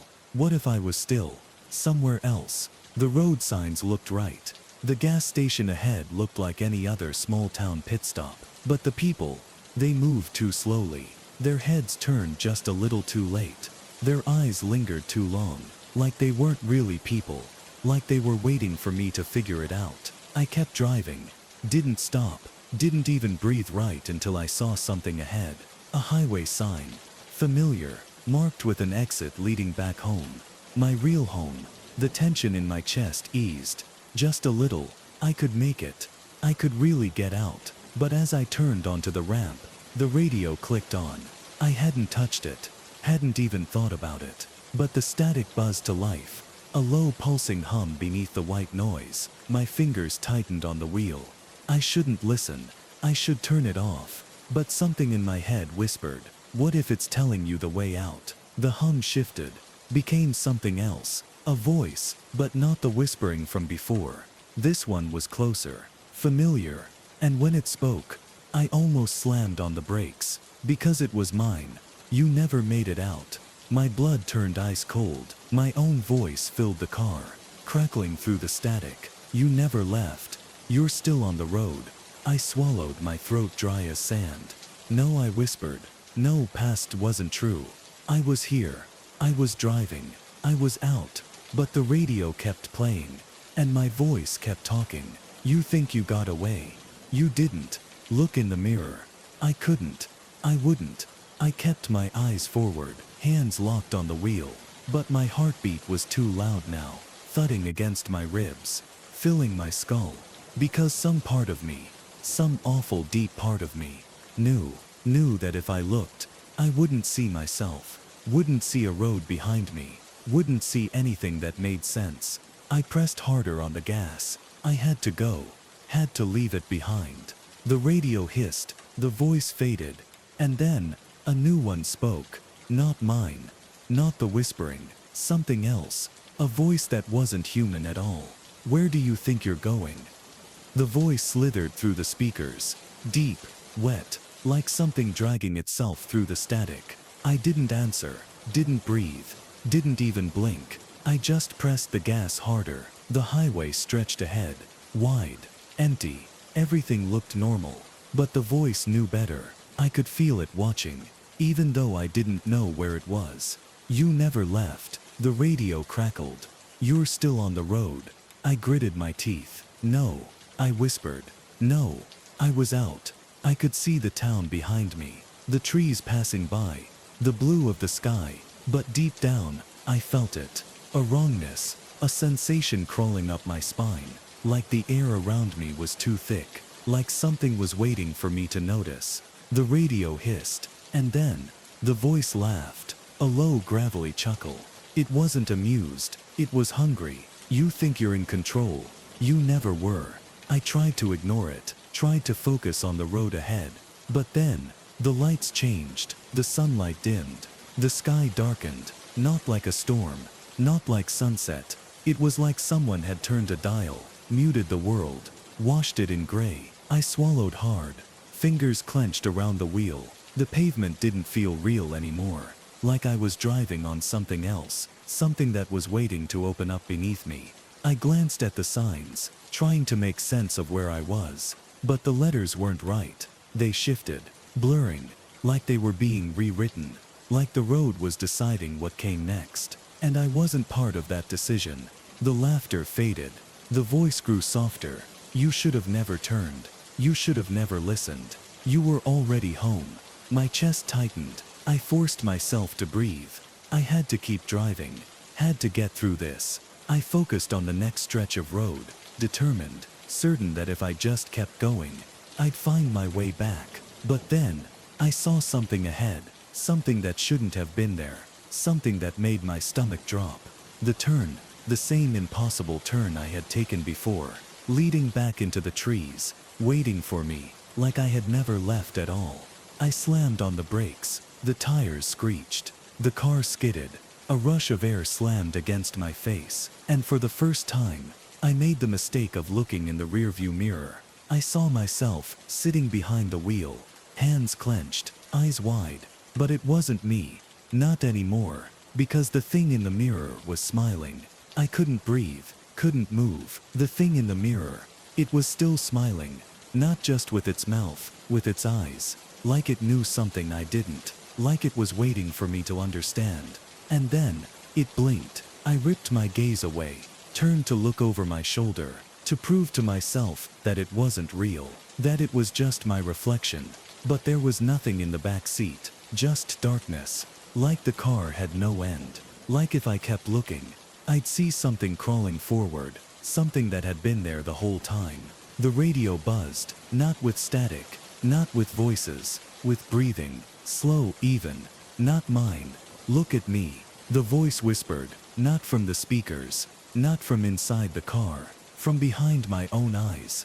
I gripped the wheel, my knuckles went white. I wasn't going to look again. I wasn't going to let it trick me. I still had a way out. I just had to drive. I slammed my foot on the gas. The car lurched forward. The pavement blurred beneath me. The trees rushed past. I kept my eyes straight ahead, refused to blink, refused to look anywhere but the road. If I could just get past the turn, if I could just outrun whatever was behind me, I could still escape. The sky darkened, the headlights flickered, the road ahead wavered, like it was being peeled away, like it was never real at all. I pressed harder on the pedal. The car shook. I clenched my teeth. I wasn't stopping. I wasn't letting it win. And then, I saw it. A break in the road. Not a turn. Not an exit. A gap, like the pavement had been cut clean through. Beyond it, just darkness. A chasm. A void. The end of the world. And I was heading straight for it. You can't run forever. The voice was inside me now.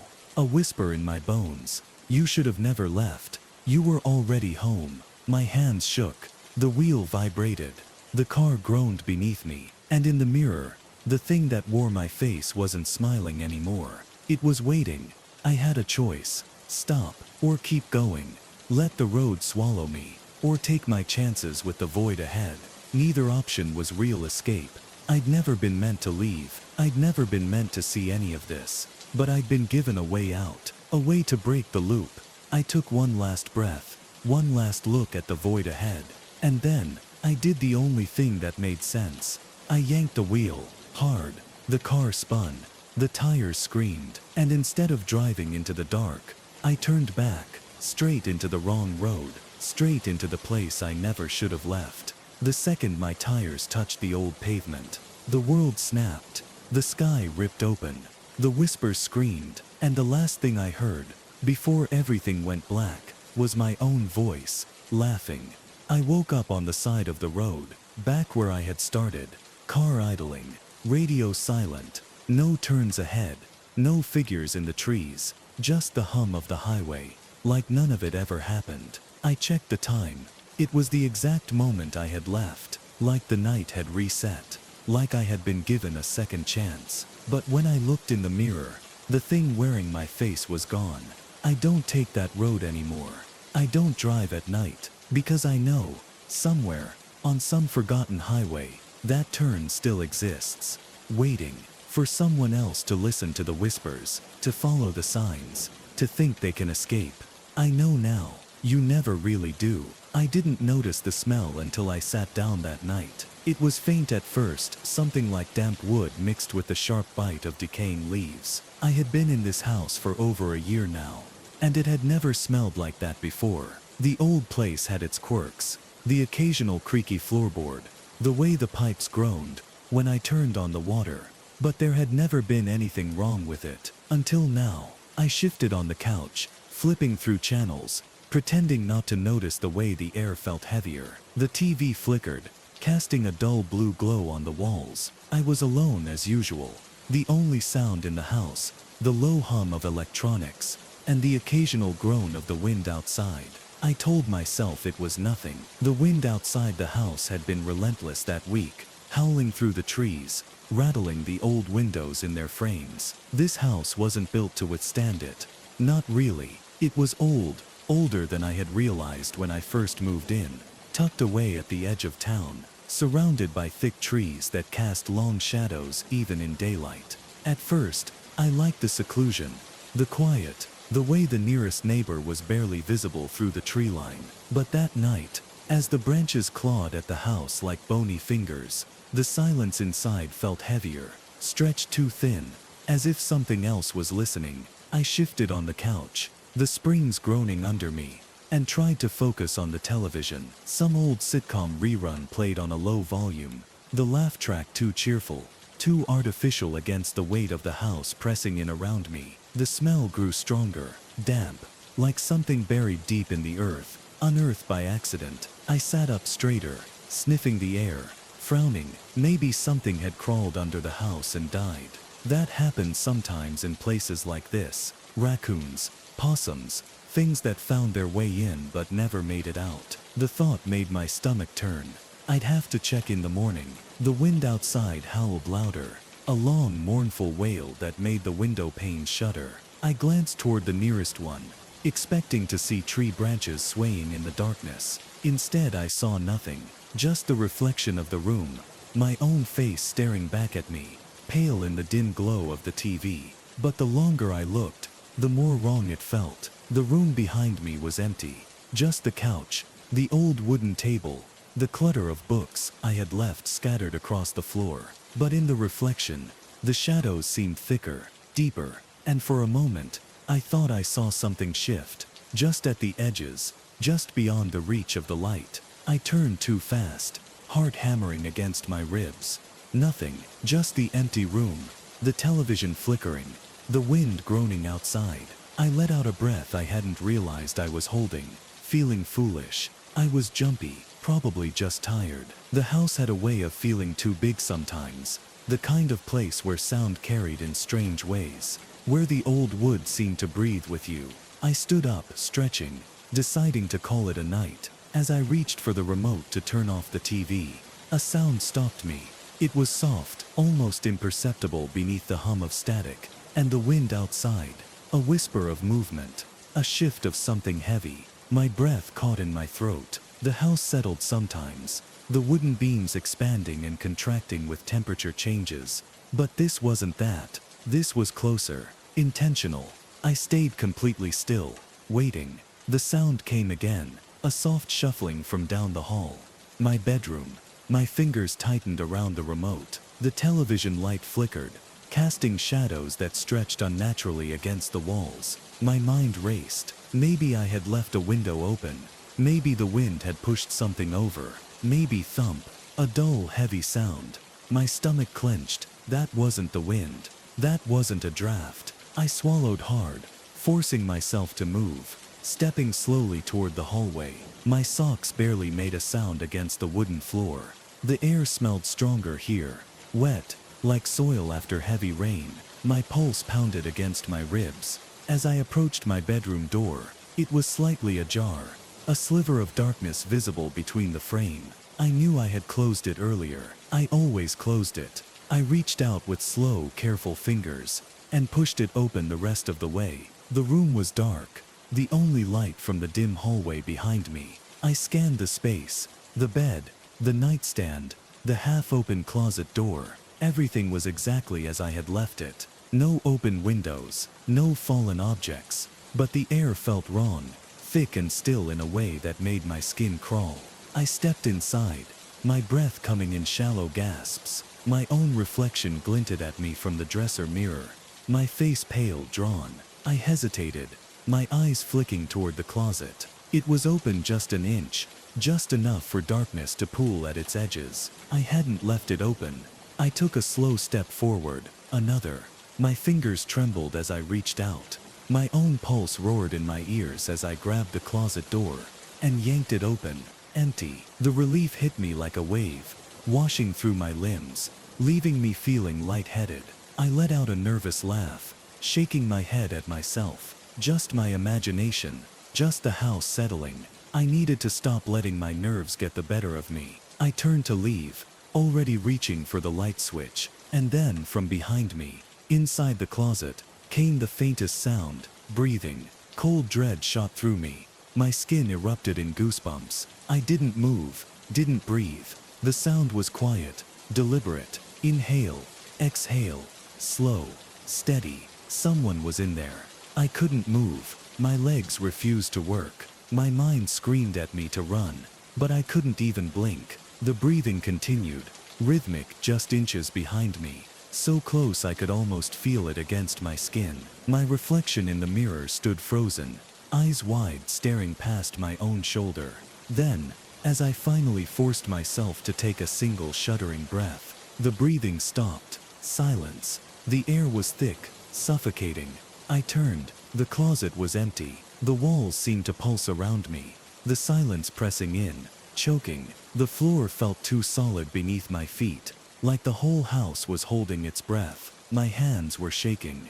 I swore I had heard it. My gaze flicked to the floor of the closet, to the darkness pooling at the baseboards, thick like ink. And then I saw them. Footprints. Not mine. Wet, muddy footprints, leading from the closet. And stopping right where I stood, I stared at the footprints, my entire body locked in place. My breath caught somewhere between my lungs and my throat. They were darker than the surrounding floor, damp, fresh. I hadn't tracked them in. They weren't there when I first stepped into the room. But now, standing in the dim glow of the hallway light, I could see them clearly. A trail of wet, muddy prints leading out of the closet, stopping right where I stood. I didn't move. I couldn't. My mind kept trying to rationalize it. But the more I stared, the less sense it made. Had I walked through a puddle without realizing? No, the footprints weren't shaped like mine. They were too long, too narrow. The toes were pointed, unnaturally elongated, as if the feet had been dragged forward instead of lifted. The air in the room felt heavier, thick with something I couldn't name, a pressure that settled into my chest and refused to let go. I had to move. Slowly I took a single step back. The floorboard let out a quiet creak, and for a moment, I swore the darkness in the closet seemed to shift, as if something inside had leaned forward. I turned, walking out of the room with slow, measured steps. Not looking back, I felt the weight of something unseen pressing against my spine, following me, waiting for me to acknowledge it. I couldn't. The hallway felt too long. The walls seemed closer than before. The wooden floor groaned beneath my weight, every step sounding too loud in the silence. When I reached the living room, I flipped on every light I could, flooding the space in a sickly yellow glow. I stood there, arms wrapped around myself, my own heartbeat thudding in my ears. The house didn't feel like mine anymore. I grabbed my phone. My fingers felt numb as I typed out a text to Mark, my closest friend. "Hey, you awake?" The response took a minute. "Yeah, what's up?" I hesitated. I didn't know how to explain it without sounding like I was losing my mind. Weird noises, footsteps in my room. "You around?" Another pause. "Dude, you sure?" "Yeah, come over."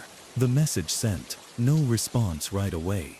I stared at the screen, waiting, my throat dry. Then the floor creaked. Not behind me. Not from the bedroom. From the kitchen.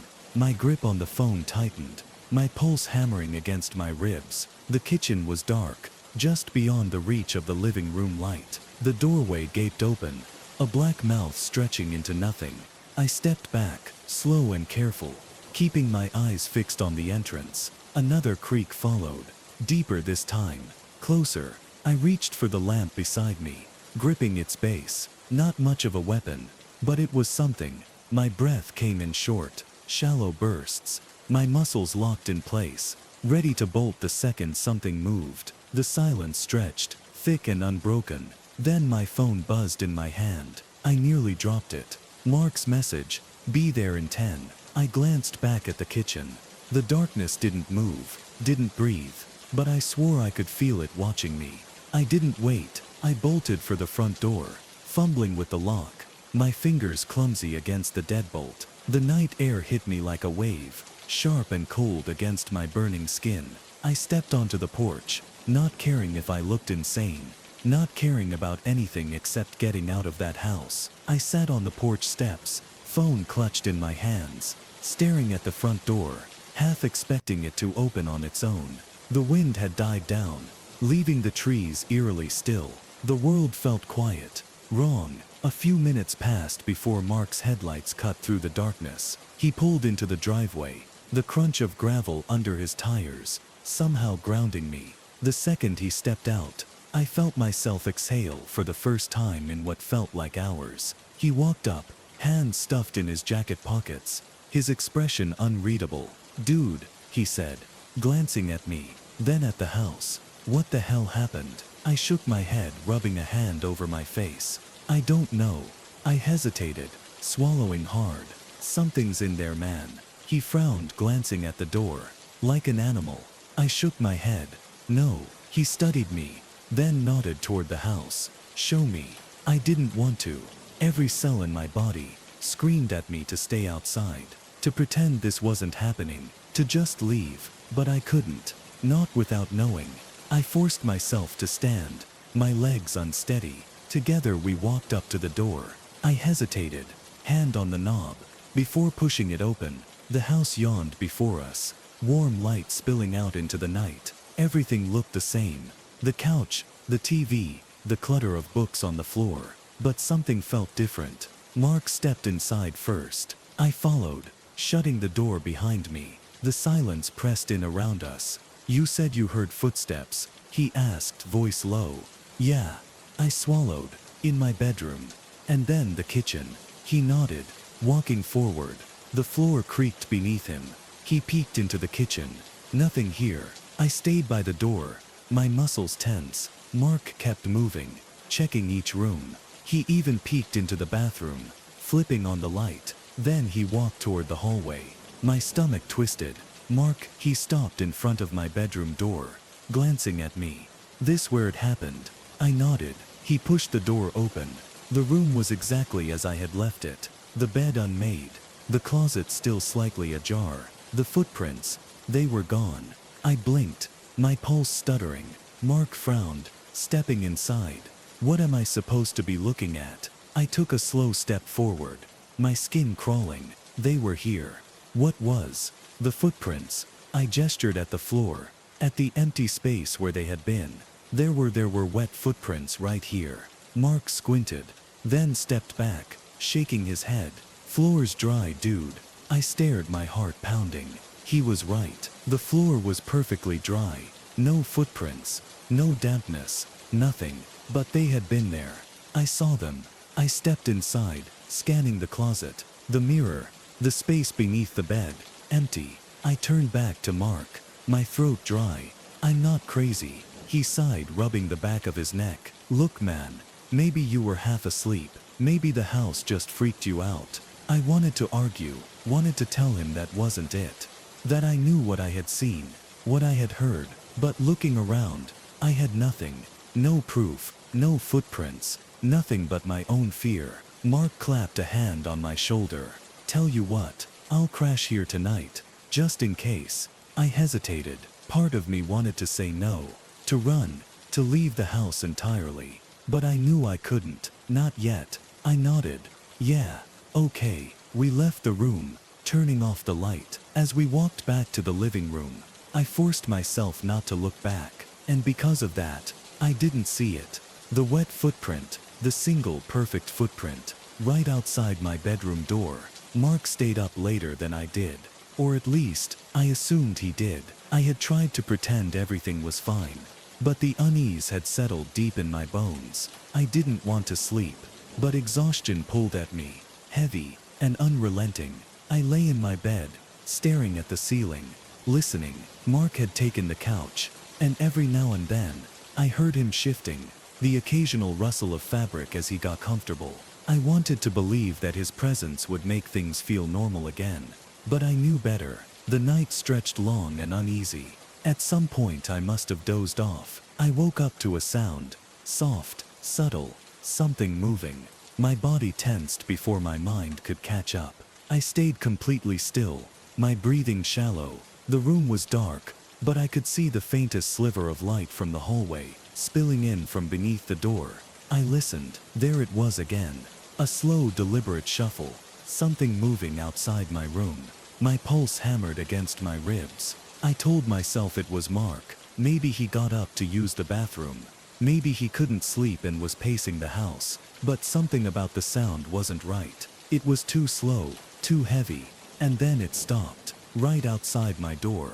I clenched my jaw, forcing myself not to move, not to breathe too loudly. The silence stretched, thick and suffocating. I could feel something standing there, just beyond the wood, just on the other side. Then a single knock, soft, careful. I swallowed hard, my fingers curling into the blanket. The knock came again, slow and deliberate. Not Mark. I knew it wasn't him. I didn't move, didn't answer. The doorknob twitched, a small, almost imperceptible shake, like someone testing it. The metal rattled quietly, and my stomach dropped. My voice caught in my throat. Then, just as suddenly as it started, the sound stopped. No retreating footsteps, no movement, just silence. I stayed frozen, staring at the door, waiting for something, anything to happen. Minutes passed, nothing. Eventually, I forced myself to sit up. My limbs felt like lead, heavy and unwilling. I reached for my phone on the nightstand. The screen lit up, and I squinted against the harsh glow. 3:12 a.m. I exhaled shakily, glancing back at the door. It was still closed. I considered calling Mark, but I didn't want to seem paranoid. Maybe I had imagined it. Maybe I was half dreaming. Maybe I just didn't want to find out. I lay back down, my muscles still tight, my ears straining for any sound. Sleep didn't come easy. Morning felt distant and surreal. The sun was barely up when I finally dragged myself out of bed. The house was quiet, too quiet. I stepped into the hallway, my bare feet pressing against the cool wood. The air felt stale, thick, like the night had left something lingering behind. Mark was still on the couch. His arms were crossed over his chest, one foot hanging off the edge, his breathing slow and steady. I hesitated, not wanting to wake him, but the sight of him there made me feel slightly more grounded. I walked toward the kitchen, trying to shake off the unease. The house felt normal again in the daylight, the soft glow of morning filtering through the windows. I clung to that. I poured a glass of water, the sound of it filling the silence. I took a sip, my throat still dry. I tried to convince myself that everything had been in my head, that nothing had really happened. Then I saw it. The doorknob, my bedroom doorknob. It was wrong. I stepped closer, my breath catching in my throat. It was bent, twisted slightly, like someone had gripped it too hard, forcing it in the wrong direction. My stomach turned. I ran my fingers over the metal. It was cold, solid. This wasn't my imagination. Something had tried to open my door last night. Something strong. I stepped back, my pulse quickening. My mind raced with possibilities, each one worse than the last. I turned, walking quickly back toward the couch. Mark, he didn't move. Mark, wake up. He groaned, shifting, rubbing his face. What? I pointed toward the hallway. Look at my door. He squinted, still groggy, then sat up slowly. His eyes narrowed as he stared at the doorknob. The hell happened to that? You tell me, I muttered, arms crossed tight over my chest. I heard something last night, knocking, the doorknob rattling. Mark stood, stretching, then walked toward the door. He touched the knob, frowning. Dude, this is messed up. I exhaled sharply. Yeah, no kidding. He turned back to me, rubbing his face. You sure you didn't just... I didn't do that, Mark. His expression darkened. Then who the hell did? Neither of us had an answer. The rest of the morning was tense. Mark stayed longer than he needed to, his presence reassuring but not enough to shake the feeling that something had shifted in the house. When he finally left, I stood in the doorway, watching his car disappear down the road. The silence wrapped around me again. I wasn't alone in this house, not anymore. I spent the day trying to convince myself it was all in my head. The footprints, the breathing, the twisted doorknob, none of it made sense. By evening, I was restless. I paced the house, checking the windows, making sure everything was locked. My hands felt clammy, my nerves stretched thin. I didn't want to be here when the sun went down. The thought came suddenly, unbidden, and it terrified me. I had never felt afraid in this house before. Uneasy, maybe, jumpy, sometimes, but afraid, never. And yet, as the sky darkened and the shadows grew long, that fear settled into my bones. I decided to sleep on the couch. The bedroom felt wrong. I grabbed a blanket, settling onto the couch with my phone in my hand. I kept the lamp on. Hours passed. The house was still. I started to drift, exhaustion pulling me under. Then, a creak from the hallway. My body locked up instantly. I opened my eyes, staring at the ceiling, my breath shallow. Another creak, closer. I turned my head slowly, heart pounding. The hallway was dark. I couldn't see past the shadows. Then, from the blackness, the sound of something breathing. The breathing was slow, steady, like something standing just out of sight, waiting. I didn't move. I barely breathed. The sound was low, almost thoughtful, as if whatever was there knew I was listening. The air in the room thickened, growing heavier, pressing against my chest. The lamp beside me flickered, the glow dimming for just a second before steadying again. I swallowed hard, gripping the blanket like it could somehow protect me. Then the sound of footsteps. Not fast, not heavy, just slow, deliberate. moving from the hallway toward the living room. I forced myself to sit up, my breath coming in sharp gasps. My hands were trembling. The room felt wrong. The air charged like a storm was about to break inside these walls. The footsteps stopped, right at the edge of the light. I couldn't see anything. The hallway stretched into darkness, the shadows thick and unmoving. But I knew something was there. I reached for my phone with numb fingers, fumbling to unlock it. My heart hammered so loud I could barely hear my own thoughts. Then the worst thing happened. The lamp beside me flickered again, and in that half-second of darkness, I saw something move. My pulse slammed against my ribs, a cold sweat breaking across my skin.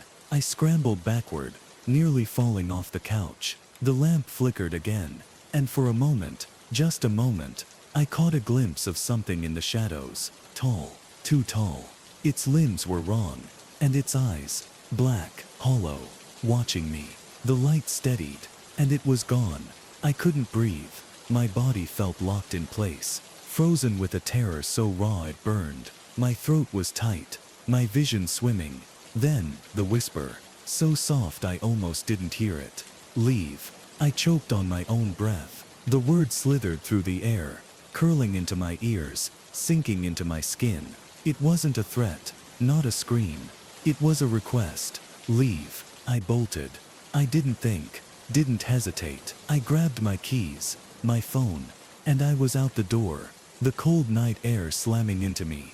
As I stumbled onto the porch, my breath came in sharp, uneven gasps. I turned back to the house, my fingers shaking as I fumbled for my car keys. The house was quiet, still, but I felt it, something watching me from the window. I didn't look. I couldn't. I got into my car, hands gripping the steering wheel so hard. My knuckles turned white. I started the engine, the sound breaking the silence, grounding me. Then I drove. I didn't stop. I didn't even think about where I was going until I reached the main road, my pulse still racing. I pulled into a gas station parking lot, my hands shaking as I set my phone on the dashboard. The world outside felt normal. The fluorescent lights overhead buzzed, the faint sound of distant cars passing on the highway filling the air. But I couldn't stop shaking. I looked at my phone, 3:47 a.m. I had no idea what to do. I didn't go back, not that night, not the next. I stayed with Mark, explaining everything as best as I could, without sounding like I had completely lost my mind. He listened. He didn't laugh. He didn't tell me I was imagining things. That more than anything terrified me. "You're not sleeping there again," he said, shaking his head. I didn't argue, but I had to go back, at least to get my things. So the next afternoon, when the sun was bright and the sky was clear, we drove back together. The house looked normal, like nothing had happened. But the second I stepped inside, I felt it again. The weight, the presence, like the walls were holding something in, something waiting just beyond my reach. Mark didn't seem to feel it, or maybe he was just better at hiding it. We moved quickly, packed what I needed, clothes, laptop, essentials. I didn't want to be there longer than necessary. Then as I was about to leave, I hesitated. The hallway mirror, it was cracked, a single jagged line running from the top corner down to the center. I hadn't noticed it before. "Did you do that?" Mark asked, frowning. I shook my head. Then I saw it. The reflection, for a second, just a second. I saw something behind me, standing in the hallway, watching, and then it was gone. I didn't tell Mark. I didn't say a word. I just grabbed my bag, walked out the door, and never stepped foot in that house again. The house is still there. I don't know what happened after I left. I don't know if someone else moved in, if they felt what I felt, if they heard what I heard. I don't want to know. But sometimes, late at night, I still think about it. The breathing, the whisper, the thing in the dark, telling me to leave. And I wonder, if I hadn't listened, what would have happened if I had stayed? I stayed away. For days I refused to even drive near that part of town. I ignored every impulse to check the house, to see if anything had changed. I told myself I was done, that I had escaped, that whatever had whispered to me in the dark, whatever had twisted my doorknob, and left footprints that shouldn't exist. I had listened. I had left. But the house wasn't done with me. The first sign came 3 nights later. I was at Mark's place, trying to sleep on his couch, wrapped in a blanket that smelled faintly of dust and old laundry detergent. The TV was on low background noise to keep the silence at bay. I wasn't really watching it, just staring at the flickering images, my mind too restless, too exhausted to find peace. And then my phone vibrated. I sat up slowly, rubbing my eyes before glancing at the screen. Unknown number. I frowned. It was past 2 in the morning. No one should be calling me. I hesitated. Then I answered. Silence. I pressed the phone tighter to my ear, listening. Faint static buzzed through the speaker. Then, buried beneath it, a breath, soft, slow, like someone standing too close to the receiver.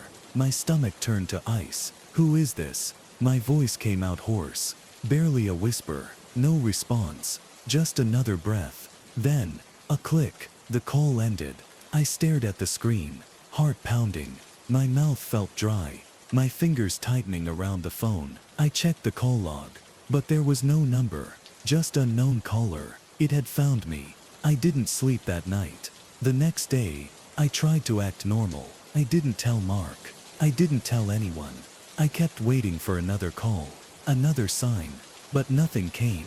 I told myself I had imagined it, that it was some prank, some coincidence, and I almost believed it, until the dreams started. At first they were vague, blurry images, distorted sounds, a door opening, footsteps echoing down a hallway, shadows moving, just beyond my vision. Then they got worse. I was back in the house, standing in the dark, the air thick and suffocating. Something was behind me. I could hear it breathing, feel it watching, but I couldn't turn around. No matter how hard I tried, my body wouldn't move. Then came the whisper, so close it sent a shiver down my spine. Come back. I woke up gasping, my skin cold with sweat. The dreams didn't stop. Every night, the same thing. The whisper grew clearer, more insistent. Come back. And then, one night, it changed. The whisper turned into something worse. You left the door open. I woke up choking on air, my heart slamming against my ribs. My hands were shaking. The door opened. I scrambled up, looking toward the bedroom door of Mark's guest room. It was shut, but I knew deep in my bones. I had locked the door before bed. I barely slept after that. I knew what it was doing. It was pulling me back. And the worst part, it was working. A week later, I made the biggest mistake of my life. I went back. I told myself I was only going to check on the place. That was all. Just a quick stop, in and out. Maybe I'd grab the last few things I had left behind. Maybe I'd prove to myself that nothing was there. Mark had gone out of town for the weekend. I didn't tell him I was going. I should have. The house looked the same. Nothing out of place. Nothing broken. The air was stale, undisturbed. It smelled like dust and wood. But the moment I stepped inside, I felt it.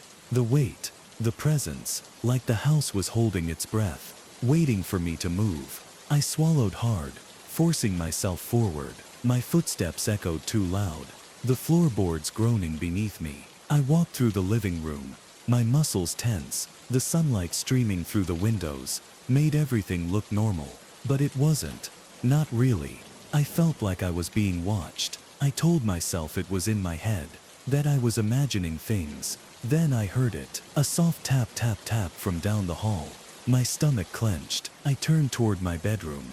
The door was open. I knew. I had closed it before I left. My breathing hitched. Then from inside the room, a voice, low, crooked. You left the door open. My blood turned to ice. I turned and ran. I didn't care. I didn't look back. I bolted through the living room, my keys already in my hand, fingers fumbling as I yanked open the front door. I felt it behind me. Close, so close I could feel the breath against my neck. I threw myself outside, into the daylight, into the world that made sense. I nearly collapsed on the porch, my breath ragged, my pulse hammering. The door slammed shut behind me. I didn't look back. I just ran to my car, got in, and drove. I haven't been back since. I put the house up for sale. I don't care about the money. I don't care about anything except never setting foot in that place again. But the dreams haven't stopped. The whispers haven't stopped. It knows I left. It knows I didn't close the door. And I can feel it. Getting closer. Every night. In my sleep. You left the door open. And now I'm afraid. Because last night, when I woke up in the dark, my bedroom door was open. I sat in my bed, staring at the open door, my heart hammering so hard. I thought my ribs might crack under the pressure. My breath came in short, uneven bursts, the air too thick, too heavy in my lungs. I didn't move. I couldn't. The door was open. I knew without a doubt. I had closed it before going to bed. I had checked, twice. But now it stood open. The darkness of the hallway stretching beyond it like an open mouth, waiting. I swallowed hard, my throat dry, my hands gripping the blanket like it could somehow shield me from whatever was standing just outside my vision, because I knew something was there, watching, waiting. The air in the room was too still, the silence too thick, pressing against me like a hand on my throat. And then, the whisper, "You left the door open." A breath of sound, barely more than a vibration in the air. But I heard it. I felt it. Close. So close. I sucked in a sharp breath, my entire body locking up, my muscles frozen in place. The words slithered into my ears, wrapping around my spine, tightening like invisible hands. I wanted to move. I wanted to run. But something inside me whispered back, "Don't." I didn't move. I stayed perfectly still, my hands clutching the blanket, my pulse hammering in my ears. The silence stretched. The air grew colder. Then, a soft shuffle, a step, coming from the hallway. I squeezed my eyes shut. I didn't want to see, didn't want to know. The sound came again, closer this time. The floorboard by the doorway creaked under an unseen weight. And then, just beneath the sound of my own ragged breathing, a second breath. Not mine, not human, shallow, wrong, too close. I clenched my teeth, my lungs burning from holding in my breath. I could feel something standing there, looming, waiting for me to look. I don't know how long I stayed like that. Minutes, hours, a lifetime. Then, as suddenly as it had begun, the presence shifted, pulled back. The air in the room lightened, the pressure easing just slightly, like the weight of something unseen had lifted. I waited, 1 second, 2, 3. Then I opened my eyes. The door was still open, but the hallway was empty. I sucked in a deep, shuddering breath, my body trembling so hard I could barely move. I reached for my phone with stiff fingers, my hands shaking as I pressed the screen. The glow of the clock burned against my retinas. 3:33 a.m., the witching hour. I didn't sleep for the rest of the night. The next morning, I packed a bag. I didn't care if it was stupid. I didn't care if I was overreacting.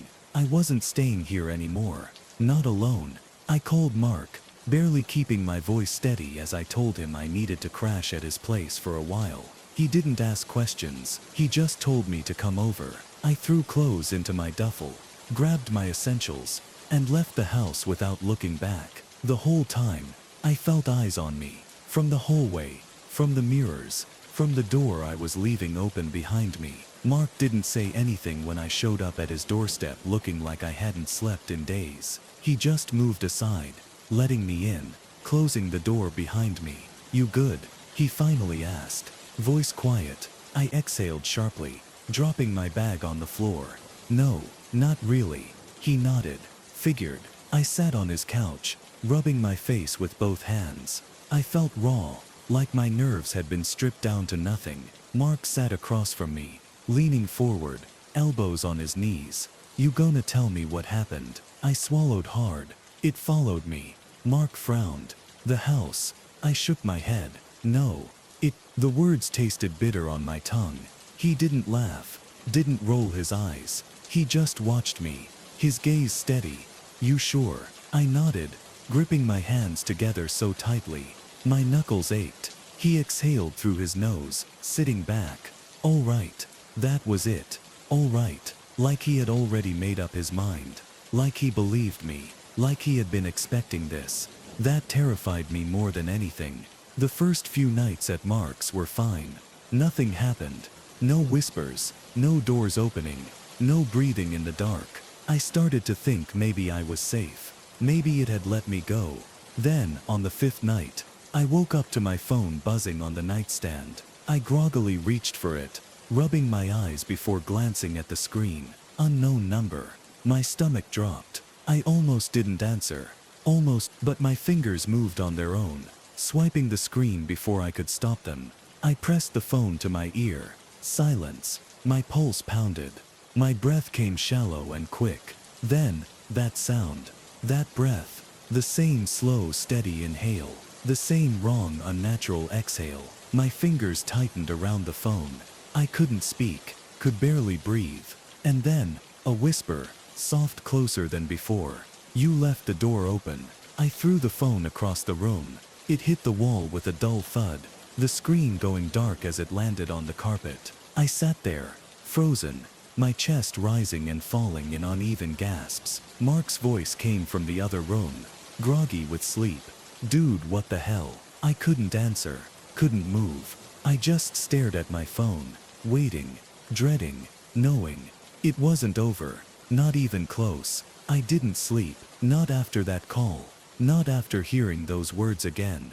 I sat in Mark's guest room, my back pressed against the headboard, staring at my phone where it lay face down on the carpet. My breathing was shallow, my mind racing, trying to rationalize what had just happened. But there was no rationalizing this. It wasn't just my house. It wasn't just some trick of my imagination. It was real, and it had followed me. I heard Mark shuffling down the hall. A second later, he appeared in the doorway, rubbing his eyes. Dude, what the hell was that? I licked my dry lips, my pulse still racing. The phone. Mark squinted at me. What? I swallowed hard, forcing my voice steady. The phone. I got a call. His frown deepened. From who? I shook my head. I don't know. It was an unknown number. But, I hesitated, my throat tightening. It was him. Mark's expression darkened. You sure? I exhaled sharply, rubbing a hand down my face. Yes, I heard it. The breathing, the whisper. My stomach twisted. You left the door open. Mark didn't respond right away. He ran a hand through his hair, letting out a slow breath. Then, without another word, he walked into the room, picked up my phone, and turned it over. The screen was cracked from where it had hit the wall. Mark sighed, tossing it onto the nightstand. You're staying here. No arguments. I wasn't about to argue. The next morning, I felt like a ghost of myself. My limbs were heavy, my thoughts sluggish. Every time I closed my eyes, I heard it again, the whisper curling around my mind like a shadow. Mark kept a close eye on me. He didn't push me to talk, didn't act like I was crazy. He just let me be. But I could tell he was worried. I could feel it in the way he glanced at me, when he thought I wasn't looking, in the way he hovered just a little too long in the doorway, like he was making sure I was still there. I didn't leave the house that day. I barely left the couch, and for a while, things were quiet, almost normal.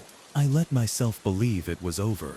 I should have known better. That night, I woke up with a start, not because of a nightmare, not because of a sound, because of a feeling. The air in the room was wrong, thicker, stifling, like something was waiting. I sat up slowly, every nerve in my body on edge. My breath came in shallow gasps. My eyes darted toward the door. It was open, not wide open, just cracked. I knew. I had closed it before bed. A cold dread settled in my stomach. I listened. The house was silent, too silent. Then, a creak from the hallway. My heart slammed against my ribs. My fingers clenched the blanket, my muscles locking up. Another creak. Closer. I reached for my phone with shaking hands, ignoring the cracked screen, my thumb hovering over the flashlight. Then, a whisper from the darkness outside the door. You left the door open. I nearly dropped the phone. The words slithered through the silence, low and wrong, curling around my mind like smoke. Then came the breathing, slow, deep, right outside the door. I forced myself to move, my fingers trembling as I turned on the flashlight. The beam cut through the dark, illuminating the hallway beyond the door. Empty, but the feeling was still there. I could sense it. Watching, waiting. I stayed frozen, my body rigid, my pulse hammering in my ears. The air felt suffocating, thick with something unseen. Then, a single deliberate step, but the floor didn't creak this time. No sound, just the shift of air, the feeling of something moving closer. I reached out with a shaking hand and grabbed the door handle, yanking it shut. The second the latch clicked into place, silence, but I knew it was still there, standing just beyond the wood, listening, waiting. I didn't sleep. The next morning, I told Mark. I expected him to tell me I was losing it. That stress and exhaustion were messing with my head. But he didn't. He just nodded. And then he said something that sent ice through my veins. "You need to go back." I stared at him. "Are you insane?" Mark ran a hand down his face. "Listen, whatever this is, it followed you. And I don't think it's just gonna stop. If you don't deal with it now, it's just gonna keep getting worse." I swallowed hard, my chest tightening. "You don't know that." Mark met my eyes. "Neither do you." I hated that he was right. I hated that I already knew he was right. But the thought of going back, I wasn't sure I had the strength. Mark leaned forward, his voice low. "We'll go together, just to see, just to figure out what the hell this thing wants." I hesitated. My hands were clammy, my breath unsteady. But deep down I knew I couldn't run forever. Whatever this was, it wasn't going to let me. We drove back that evening.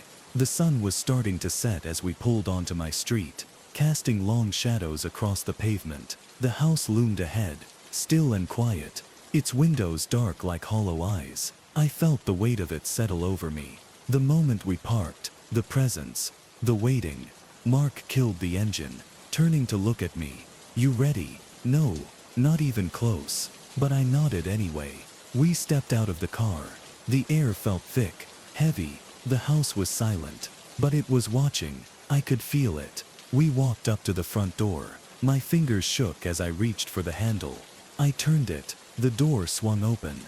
And the moment we stepped inside, the whisper came, from deep in the house, from the dark. "You left the door open." The whisper slid through the air like a blade against stone, dry and scraping, filling the house with something heavy, something wrong. My breath caught in my throat, my pulse hammering so hard, it felt like my ribcage might crack under the weight of it. "You left the door open." I turned to Mark. His face was pale, his shoulders stiff. "You heard that right." My voice barely worked, a tight whisper in the thick air. Mark didn't answer, didn't need to. I saw it in his eyes. He heard it, he felt it, and now it knew. It knew he was here too. The house stretched around us, too quiet, too dark. The hallway yawned open like a throat, waiting to swallow us whole. The air smelled stale, untouched, but beneath it something else lingered. Something damp and sour, like wood left to rot in a place where the sun never reached. Mark exhaled through his nose, his jaw clenching. "We're not staying long." I nodded. We stepped forward together, each movement, careful, deliberate. The floor creaked beneath us, the sound too loud in the suffocating quiet. The living room was still, the furniture exactly as I'd left it, the curtains slightly drawn, letting in just enough light to cast long shadows across the floor. But something was different. I could feel it. The air was wrong. The walls felt closer, like the house was shrinking around us. Mark gestured toward the hallway. "You ready?" "No, not even close." But I swallowed down the fear, forcing myself to take another step. We moved forward. The hallway stretched ahead, impossibly long, impossibly dark. And then, a creak. From behind us, Mark and I spun around at the same time. The front door. It was open, wide open. A gust of cold air rushed in from the outside. And for a second, just a second, I swore I saw something standing at the threshold. A shape tall, too tall, its head nearly brushing the frame. But the moment my eyes focused, it was gone. Just empty space. My hands were ice cold, my stomach twisting. I closed that door. Mark's throat bobbed. "Yeah, I know." We didn't speak. We just turned back toward the hallway and kept going. We reached my bedroom. The door stood slightly ajar, the darkness inside thick and unmoving. Mark hesitated. "You sure you want to do this?" I licked my lips. My mouth was dry. My hands shook, but I stepped forward anyway. The floor groaned under my weight. As I pushed the door open, the smell hit me first, stale, damp, like something long forgotten. The air felt thick, unmoving, as if the room hadn't breathed in weeks. Everything looked normal, almost. The bed was untouched, the desk, the bookshelf, all in place. But the mirror wasn't cracked before. A jagged line ran down the center of the glass, splintering out like veins, like something had pressed against it from the other side. I felt sick. Mark stepped in beside me.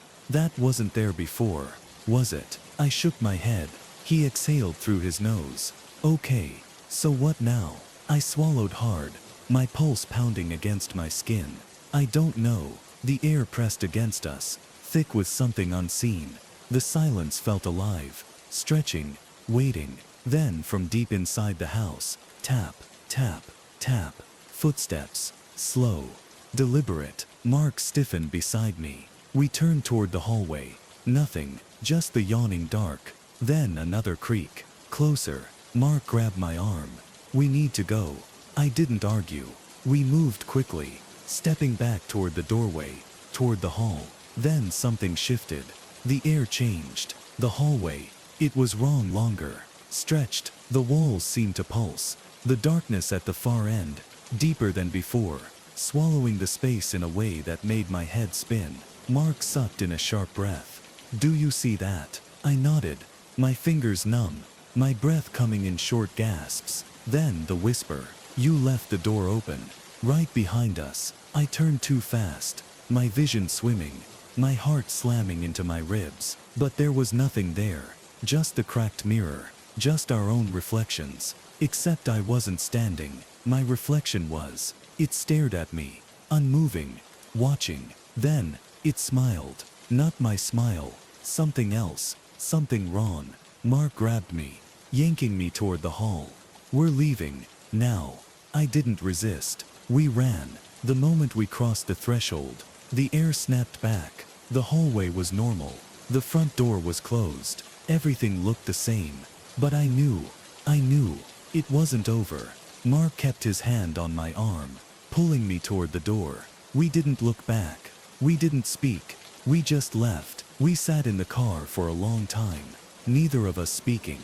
The weight of what had just happened, pressing down on us like a living thing. Mark drummed his fingers against the steering wheel, staring straight ahead. Then, finally, he exhaled. "You're not going back." I nodded. I already knew. That night, I dreamed of the mirror, of my own reflection, of the smile that wasn't mine. And in the dark, in the space between waking and sleeping, I heard the whisper, "You left the door open." And somewhere far away, a door creaked open. I woke up drenched in sweat, my breath ragged, my body trembling. The whisper still clung to the edges of my mind, slithering through the darkness, curling around my ribs like something alive. "You left the door open." I sat up, rubbing my face with shaking hands. The dream had felt real, too real. The weight of the house, the mirror, the twisted reflection that wasn't me. It clung to me like a fever I couldn't shake. Mark's house was quiet, too quiet. I listened, my ears straining for any sound beyond my own heavy breathing. The walls didn't creak, the floorboards didn't shift, but I could feel it. The presence, it had followed me here. I turned to look at the bedroom door. It was closed, but something was wrong. I didn't know what at first, but the more I stared, the more the unease grew, creeping up my spine, sinking into my bones. Then I saw it, the doorknob. It was turned ever so slightly, as if someone was holding it from the other side. My lungs locked up. I didn't move, didn't blink. I just watched. The metal gleamed faintly, in the dim glow of the streetlights filtering through the window. It wasn't moving, wasn't twisting further, but it was wrong, like something had almost stepped inside, like something had changed its mind. And then, a soft click, the knob turned back. The presence faded, pulling away. I sat there, my heart slamming against my ribs, my mouth dry. I forced myself to count my breaths. In, out, slow, controlled. Then I heard footsteps, soft, deliberate, moving down the hall, away from my door. I stayed still for a long time. Long after the footsteps had faded, long after the weight of the air had lifted. But I didn't go back to sleep. The next morning, I told Mark everything. The doorknob, the footsteps, the weight of something unseen, pressing against the walls. He didn't say anything at first, just sat there, his jaw tight, his fingers pressed together. Then, finally, he sighed. "Okay, we're getting help." I frowned. "Help?" Mark nodded, standing up and grabbing his keys. "Yeah, I know a guy." I wasn't expecting Mark's guy to be an old woman. She was waiting for us when we pulled up to a small, run-down house on the outskirts of town.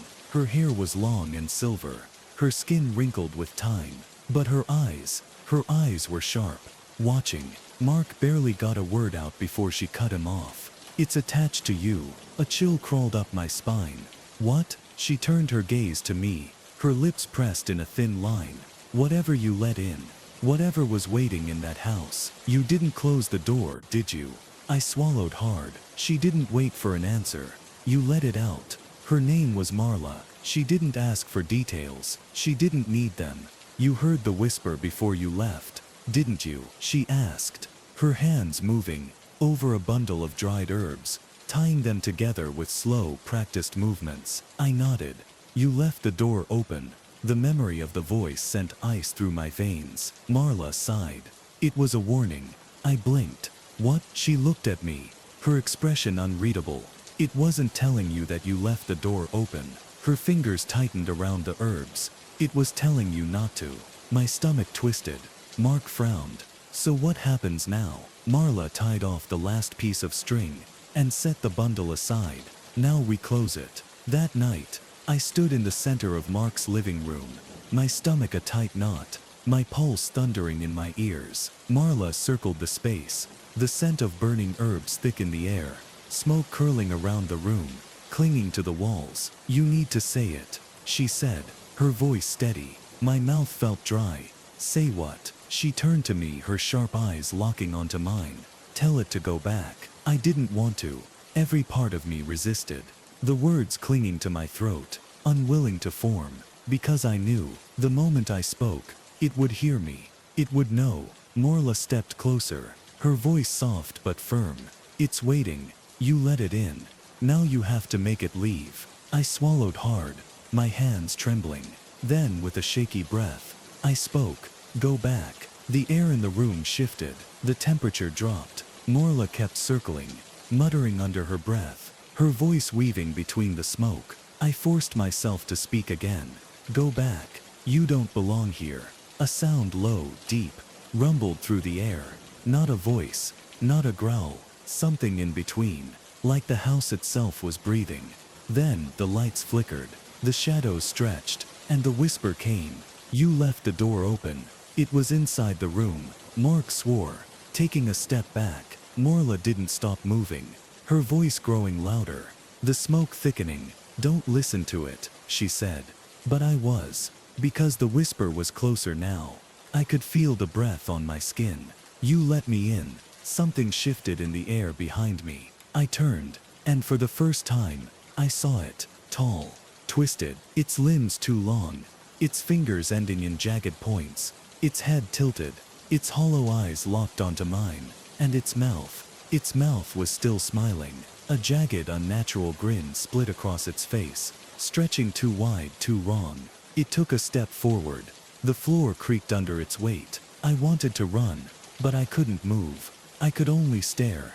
Then, Marla shouted something. The room shook. The shadows collapsed inward. And suddenly, it was gone.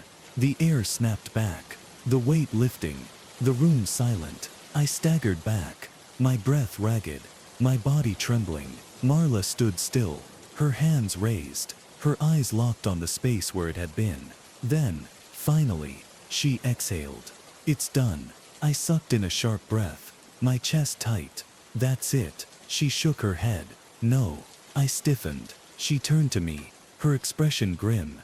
You can never go back. Marla's words hung in the air like a death sentence. You can never go back. I felt the weight of them settle in my bones, heavy and absolute. My stomach churned, my breath shallow.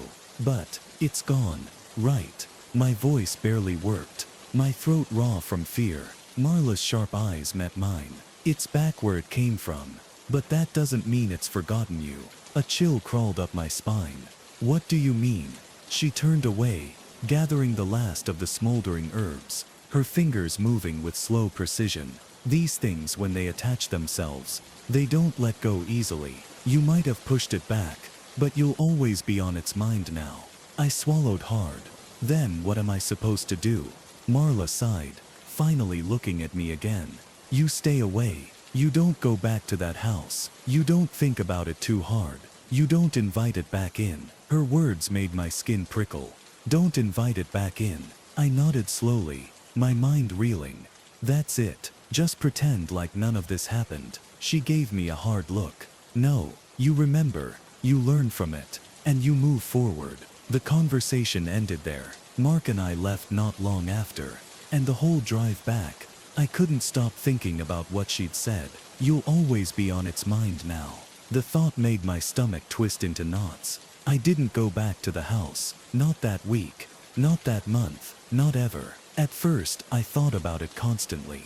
The way the air had felt thick, the way the shadows had seemed to breathe, the way I had seen it, standing there smiling at me with that jagged, impossible grin. But as time passed, the memories dulled. I still stayed at Mark's, but eventually, I found a new apartment. Small, simple, nothing fancy, but it felt clean, safe. Months passed, then a year. I started sleeping through the night again. The weight in my chest lessened. The whisper stopped playing in my mind. I thought maybe, just maybe, I had finally left it behind.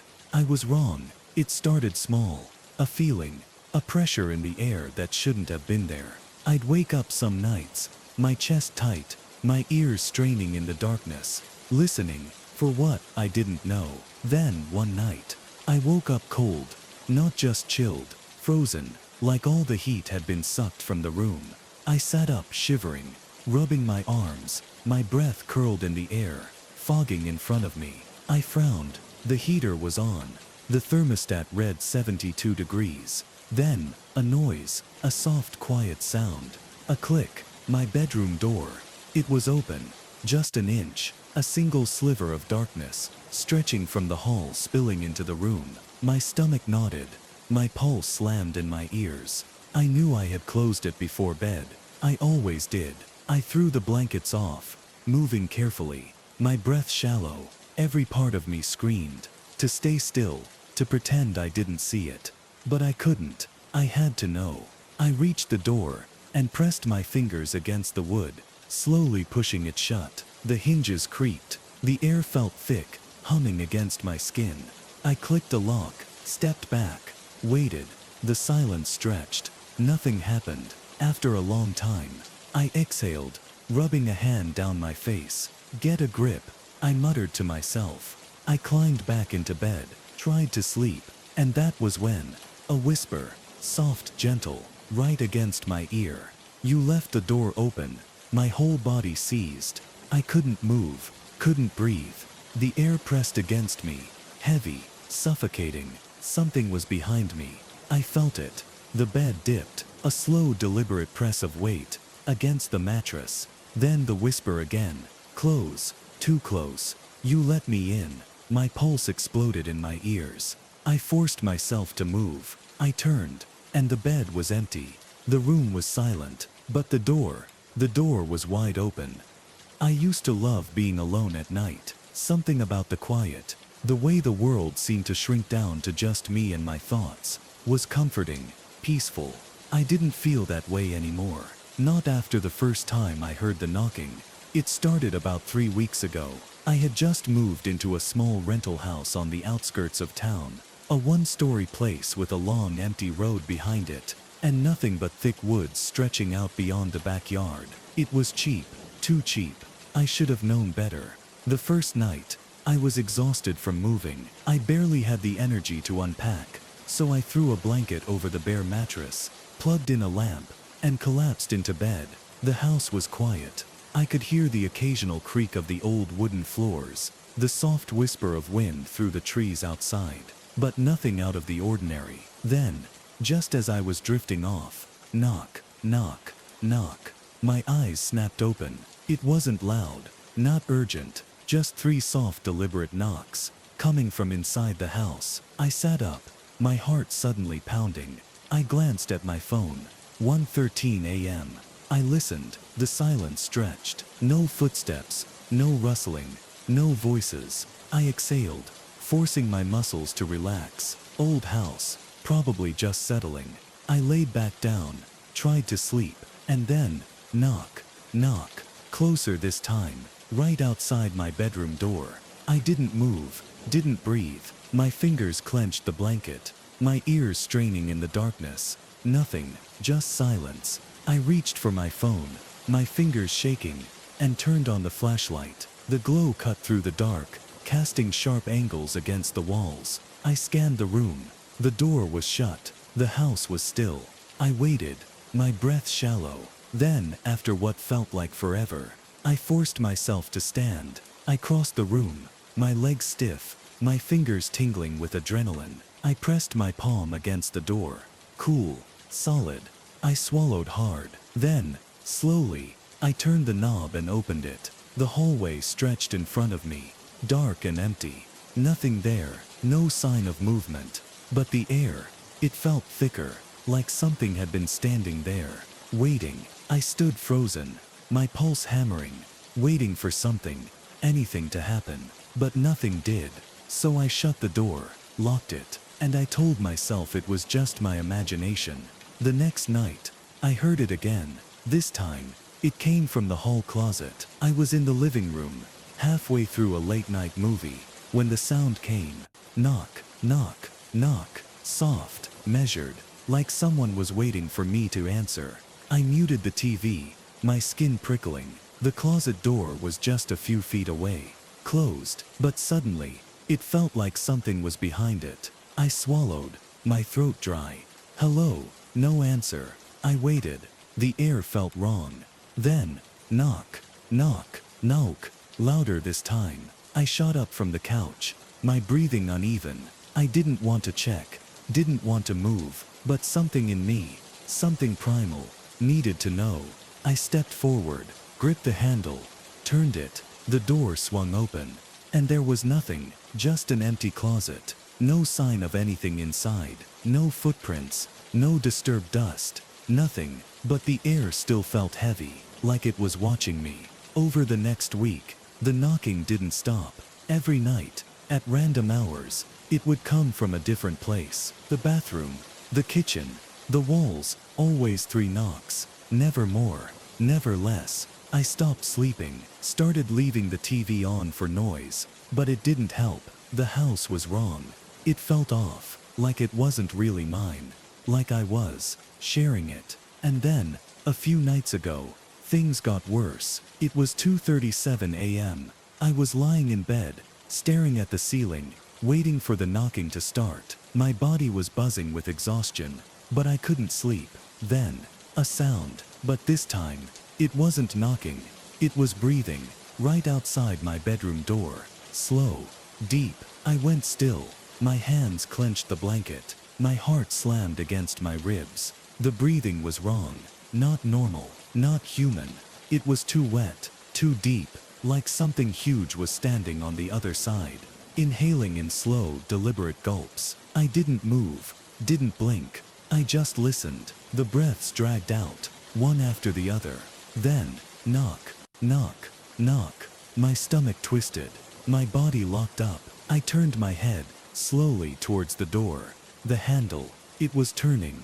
The door handle twisted in slow, jerky movements, like someone on the other side wasn't quite sure how to use it. I stopped breathing. The air in the room felt thick, pressing against my skin, like damp cloth. The handle stopped. For a long moment, nothing happened. Then, knock, knock, knock, My pulse exploded in my ears. The sound wasn't on the door anymore. It was on the wall, right next to my bed. I scrambled back, my hands gripping the sheets, my body locked in place. The knocking was inside the room now, but the door hadn't opened. My breath came in quick, ragged gasps. Then, knock, knock, knock, from the ceiling, above me. I squeezed my eyes shut, praying that this wasn't real, that I would wake up any second, and this would just be some twisted nightmare. But the air felt real, the silence felt real, and so did the presence, the feeling of something watching me, hovering above me, waiting. I forced myself to look, slowly, so painfully slowly. I turned my head toward the ceiling. At first I saw nothing, just the plain white plaster. Then a shadow, a shape, something crawling along the ceiling, moving toward me. The moment my eyes locked onto it, the whisper came, "You left the door open." I screamed. The lights flicked on. Mark was standing in the doorway, a baseball bat in his hands, his chest rising and falling fast. I was still in bed, the blanket tangled around my legs, my body drenched in cold sweat. The ceiling was empty. No shadow, no thing crawling toward me, just nothing. I couldn't speak. I couldn't move. Mark took a step inside, his face pale. "Dude, what the hell happened?" I just stared at him, my chest rising and falling, my fingers still curled in the blankets. I knew what I had seen.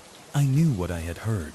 And the worst part, it wasn't over. I stayed at Mark's place for the next few nights. I didn't go back to the house, didn't even drive past it. I told myself I needed space, that I needed time to figure things out. But deep down I knew it wasn't about the house anymore, because the knocking, it followed me. The first night at Mark's, I barely slept. I laid on the couch, staring at the ceiling, waiting for it to happen, waiting for the knocking, for the whisper, for the handle to turn.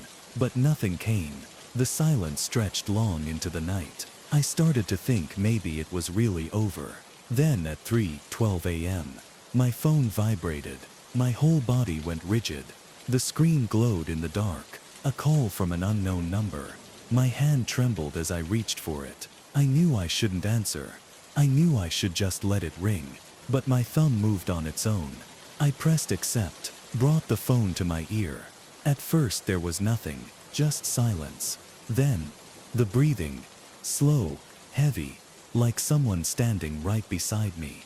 I froze. The whisper came, soft and close. "You left the door open." I threw the phone across the room. Mark was furious when I told him the next morning. He paced the kitchen, rubbing his face, muttering under his breath, "Man, what the hell is happening?" I sat at the table, hands curled around a mug of coffee I hadn't touched. I didn't have an answer. All I knew was that I had let it in. And now, it wasn't leaving. That night, Mark insisted I stay in the guest room instead of the couch. "I'll leave my door open," he said. "If anything happens, just yell." I nodded, too exhausted to argue. But something in my gut told me it wouldn't matter. Because this thing, whatever it was, didn't care if I was alone or not. I woke up with a start. The room was too quiet. The air felt too thick. I turned onto my side and froze. The door was open. Just a crack. I knew I had shut it before bed. I knew Mark had checked it. But it was open now. The breath on the back of my neck was slow, deliberate. I went rigid. It was in the room. The whisper came, just inches from my ear. "You left the door open." I turned too fast, too desperate. But there was nothing there. Just the dark. Just the silence. But I felt it, lingering, watching. And when I looked at the door, it was wide open. The door stood open, wide open. I didn't move, didn't blink, didn't breathe. Because I knew, if I looked long enough, if I stared into that yawning dark stretch of hallway, for just a second too long, I would see something standing there, waiting, watching. I didn't want to see it. I couldn't. I forced myself to move. I reached out with a shaking hand, grabbed the edge of the door, and slammed it shut, locked it, stepped back, my heart hammering against my ribs. But the air, The air was different now. Thicker. Like something had just slipped into the room before I closed it. Like it was already in here with me. I turned. My stomach clenching. My breath coming in short, sharp gasps. Nothing. Just the bed.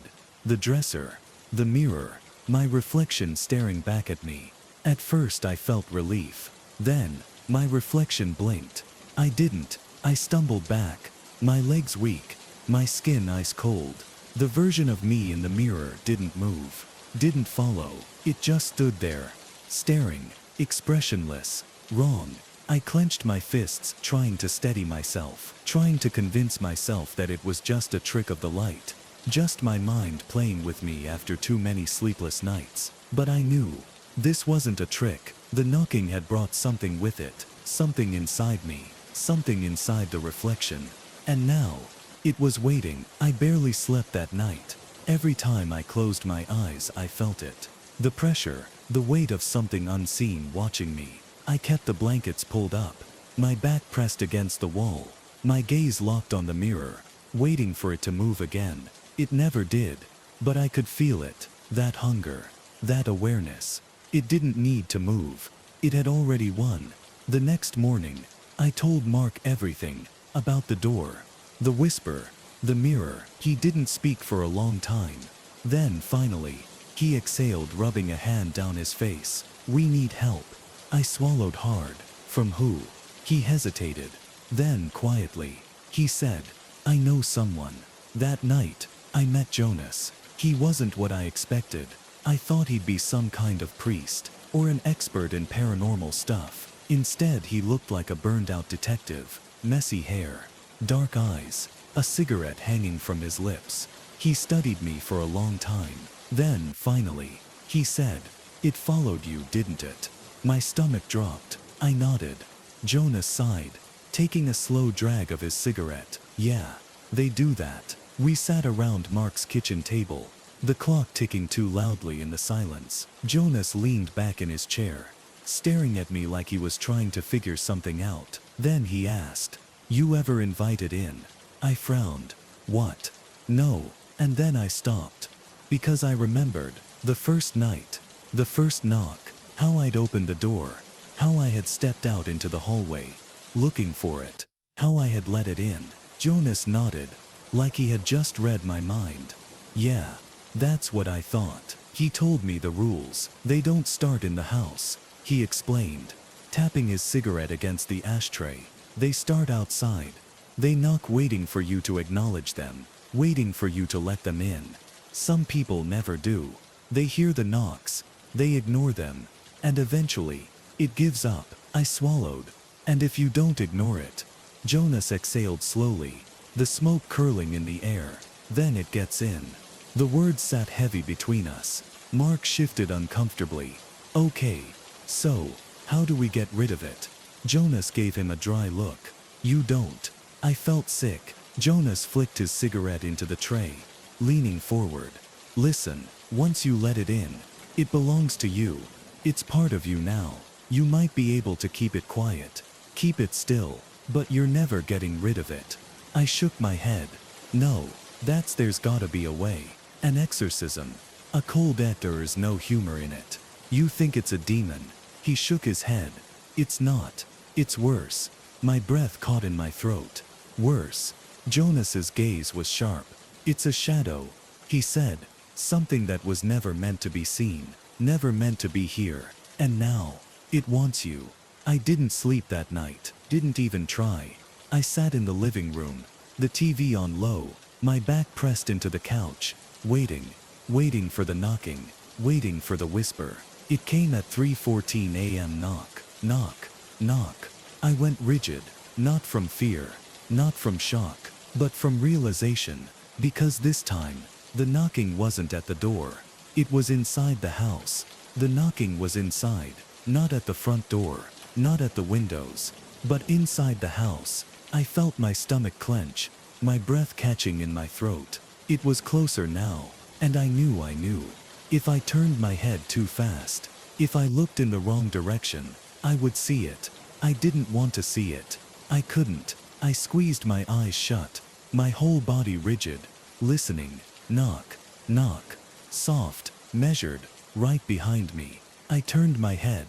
Slowly, my muscles burned, my pulse slamming against my ribs. The room was dim, the glow of the TV flickered, casting strange, shifting shapes along the walls. And then, a shadow.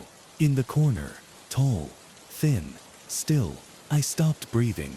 The shape didn't move, didn't twitch, but I felt it watching me. The air in the room thickened, pressing against my skin like damp cloth. Then, the whisper. You left the door open. I lunged for the lamp. The bulb flared to life, bright and blinding, and the shadow was gone. Mark burst into the room a second later, his face pale. Jesus Christ, man, what the hell was that? I heard. He stopped. His gaze flicked around the room. Then he looked at me. I must have looked insane, wild-eyed, hands shaking, drenched in cold sweat. But I didn't care. I just whispered, "It's inside." Mark swallowed hard. Then, without another word, he reached for his phone. We needed Jonas. Jonas arrived within the hour, stepping into the house like he'd been expecting this. He stood in the living room, his eyes scanning the space, his face unreadable. Then he nodded, rubbing his hands together. "Yep," he muttered. "It's in here, all right." My skin prickled. Mark shifted uneasily. "So what the hell do we do?" Jonas sighed, exhaling slow. "You're not gonna like the answer." We sat around the table, the dim kitchen light humming above us. Jonas tapped a cigarette against the table, rolling it between his fingers. "You ever heard of a shadow twin?" he asked. I shook my head. Mark frowned. "Sounds like some creepy folklore crap." Jonas smirked, but there was no humor in it. "Something like that," he said. "They're echoes, fragments, things that were never supposed to have a shape. But sometimes, when people notice them, when they give them attention." He flicked his lighter. The flame flared, throwing sharp shadows along the wall. "They start to want a body." My stomach turned. Mark scoffed. "Okay, but why him? Why not me? I was in the house too." Jonas gave him a dry look. "Because he answered." Mark blinked. "What?" Jonas leaned forward, his gaze locking onto mine. "You heard the knock," he said, "and you went looking. You opened the door. And that." He exhaled a slow breath. "That's an invitation." I felt sick. It made sense. Too much sense.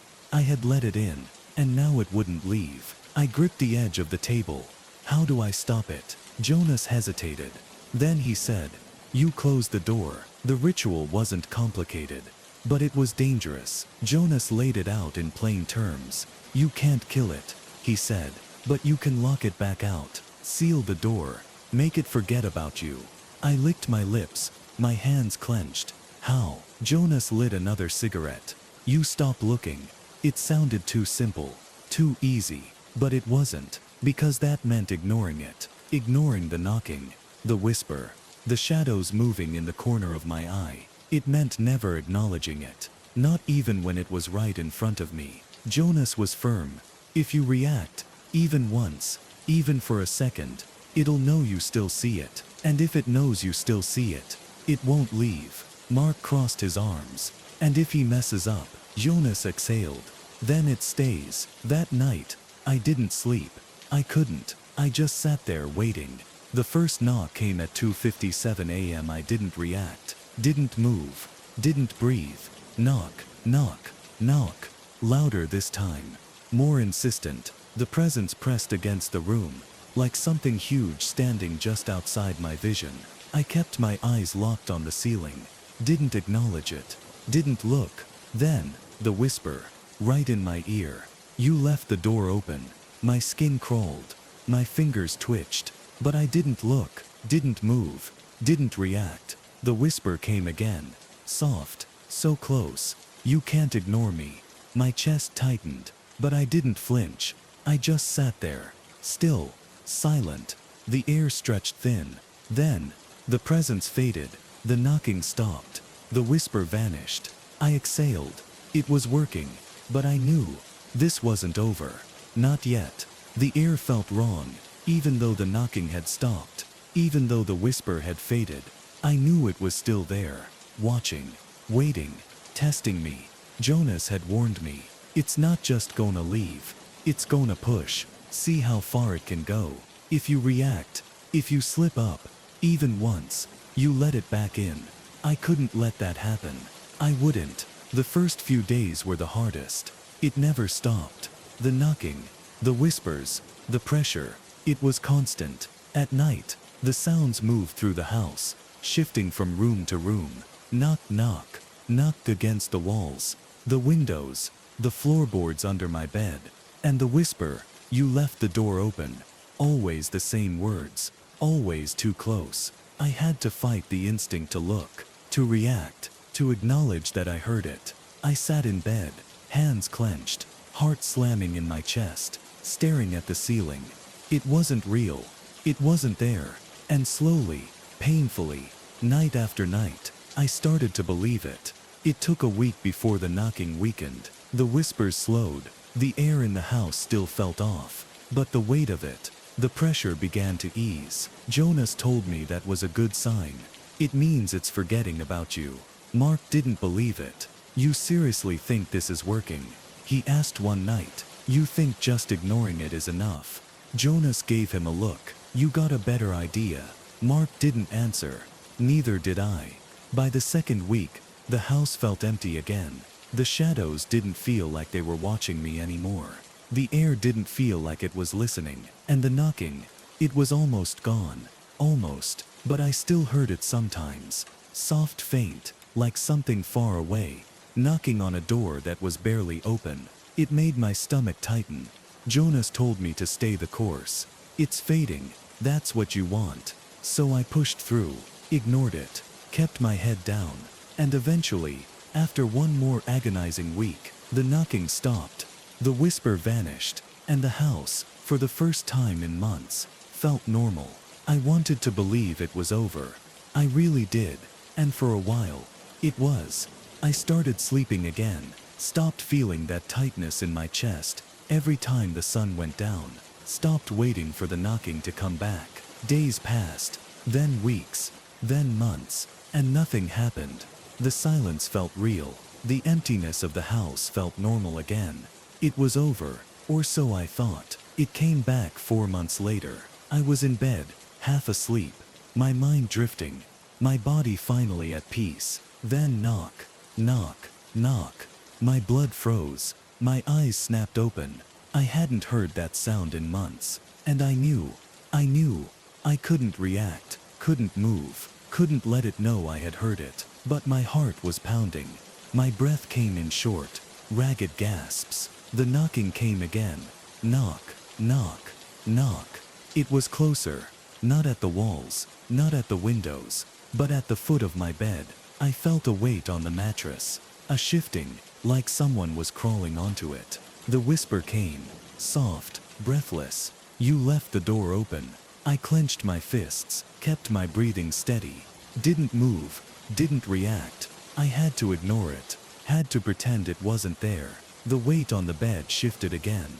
Slow, careful, something was leaning over me. I could feel it, smell it, the scent of dust, and something rotting. The whisper came again. You left the door open. It was so close, I almost broke, almost looked, but I didn't, I couldn't. My whole body locked up, rigid with fear. And then, after what felt like an eternity, the weight lifted, the presence faded, and the room went silent. The next morning, I called Jonas. It came back, I said, my voice shaking. Jonas didn't sound surprised. Yeah, he muttered. Sometimes they do. My stomach turned. You didn't tell me that. You wouldn't have slept if I did. I gritted my teeth. So what now? Jonas was quiet for a long time. Then he said, you keep ignoring it. I clenched my jaw. I wanted to argue, to say that it wasn't working, that it was getting closer again. But deep down I knew he was right. If I acknowledged it, if I let it back in, it would never leave. Ignoring it was getting harder. It wasn't just the knocking anymore. It wasn't just the whisper. It was everything. The air felt wrong again. Like I was being watched all the time. Like it was always there. Not just at night. Not just when I was alone. But always. And the worst part, It wasn't staying in the corners anymore. It was getting closer. The knocking used to be distant, outside the walls, then in the hallway, then in my room. Now, it was next to me. I'd feel it in my bones. A vibration against the mattress, a dull thud against the floorboards. Soft, careful, like it was testing me. Knock, knock, knock, every night, always at 3:14 a.m. And the whisper was getting bolder. You left the door open. It used to be just a breath in my ear. Now it came from behind my eyelids, from inside my head, like it was trying to get in deeper, like ignoring it wasn't enough anymore. I started slipping up, just small things at first. A twitch of my fingers, a sharp breath when the knocking surprised me. Little moments where I reacted, where it knew I was listening. And every time I slipped, even just a little, it got closer. The worst slip happened last night. I had been doing so well, ignoring it, pretending I didn't hear it, didn't feel it. But then, I woke up to movement. Not just the knocking, not just the whisper, but movement in my room. Soft, slow, something pacing. I kept my eyes shut, kept my breathing steady. Didn't move, didn't flinch. But then I felt it. The mattress shifted, the blankets tightened, like something was crawling into bed with me. And the whisper, it wasn't soft anymore. It wasn't gentle. It was right against my face. You left the door open. I gasped, sucked in air too fast. My hands jerked. I reacted. And the moment I did, the weight on the bed moved fast. Something pressed against me. Not hands, not fingers. Something wrong, stretching over me, covering me like a shadow with weight. I felt its breath on my skin, heavy, sickly. And then, the whisper changed. I'm inside now. I don't remember how I got out of bed. I don't remember how I got out of the house. But suddenly, I was in my car, keys in my shaking hands, my foot slamming the gas pedal down. As I tore out of my driveway, I drove straight to Mark's place. Didn't stop, didn't look back. I banged on his door like a madman, until he opened it. And when he saw my face, he didn't ask any questions, just let me in. Jonas showed up an hour later. Mark must have called him. He took one look at me and swore under his breath. You looked at it, didn't you? I didn't answer, didn't need to. He already knew. We sat at Mark's kitchen table, same as before, same low hum of the fridge, same quiet. But this time, Jonas wasn't calm. He looked pissed. You messed up, he said, rubbing his temples. It was almost gone. You let it back in. I clenched my fists. I didn't mean to. Jonas scoffed. Doesn't matter. You saw it. That's enough. Mark crossed his arms. So what now? What do we do? Jonas exhaled. You don't do anything. He turned to me. You do. He told me the rules had changed. Ignoring it wasn't enough anymore. Not now. Not after it had gotten this close. Now I had to close the door myself. For good. I swallowed. How? Jonas leaned forward. You have to go back. My blood ran cold. Back where? He didn't blink. Back to the house. I didn't want to do it. I couldn't. But Jonas didn't give me a choice. If you don't, he said, it won't just stay in the house anymore. I froze. What do you mean? Jonas took a slow breath. It's not tied to the house. It's tied to you. And if you don't close it now, his eyes darkened. It'll follow you forever. So now I'm here, sitting in my car, parked in front of my house. The windows are dark. The air is too still, like the house is holding its breath, waiting for me to come inside. Jonas told me what I have to do, how to seal the door, how to lock it out forever. But I have to do it alone. I have to step inside. I have to sit in the dark. And when the knocking comes, when the whisper calls me, I have to answer. I have to tell it no. The house loomed in front of me, dark and silent. It didn't feel empty. It felt like it was watching me, like it was waiting. I gripped the steering wheel, my knuckles pale. This was it. Jonas told me what I had to do. You don't run. You don't ignore it anymore. You face it, and you tell it to leave. It sounded so simple, but the moment I stepped inside, I knew it wasn't going to let me go that easily. The second I crossed the threshold, The air changed. It was thick, charged, like stepping into deep water. The walls felt closer. The dark felt heavier. I took a slow breath, forcing my hands to stay steady. Then I closed the door behind me and locked it. No turning back now. The house was silent, too silent. I walked into the living room. My heart beat too loud in my ears. I didn't turn on the lights. Jonas said I couldn't. If you want to close the door, you have to do it in the dark.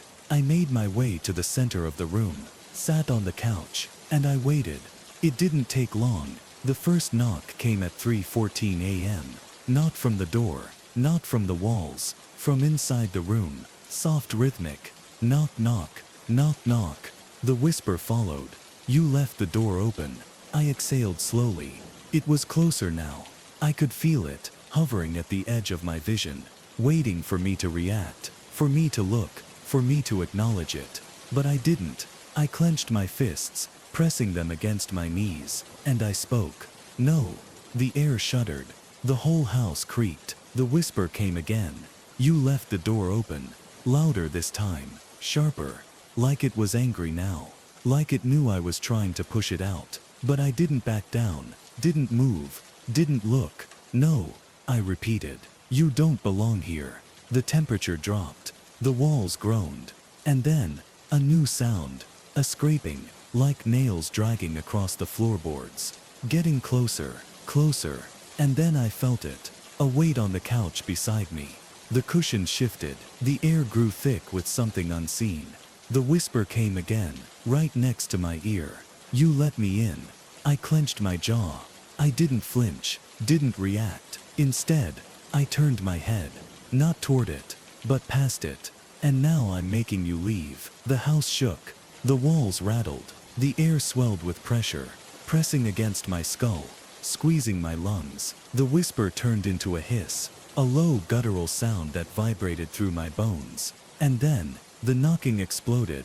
Not 3 knocks, not soft taps, but a thunderous pounding. On the walls, the ceiling, the inside of my skull. The whisper screamed. You let me in. I clenched my teeth, my muscles burning. I said leave. A crack split the air. The temperature snapped. And then, the knocking stopped. The whisper vanished. The air cleared, like something had been ripped out of the room. And then, silence. I sat there for a long time, breathing, waiting, testing the air. But there was nothing. The presence was gone. The house felt still, for the first time in months. It was over. I didn't sleep that night. I just sat there, staring into the dark, making sure it was really gone. But I didn't hear the knocking again. Didn't feel the whisper breathing down my neck. And by sunrise, the house felt like mine again.